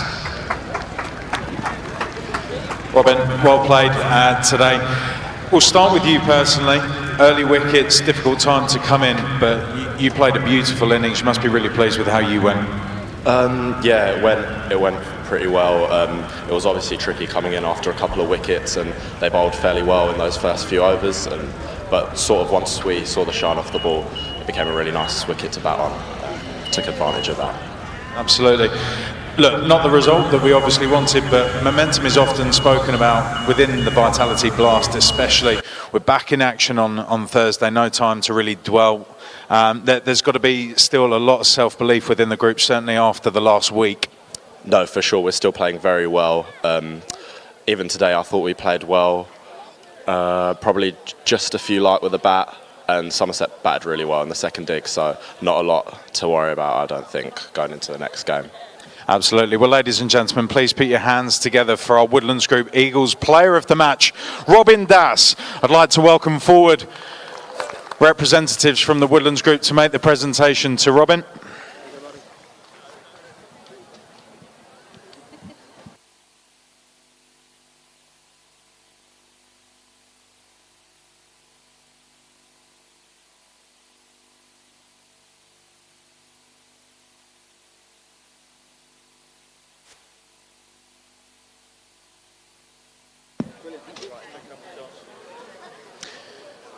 Well, congratulations to Robin.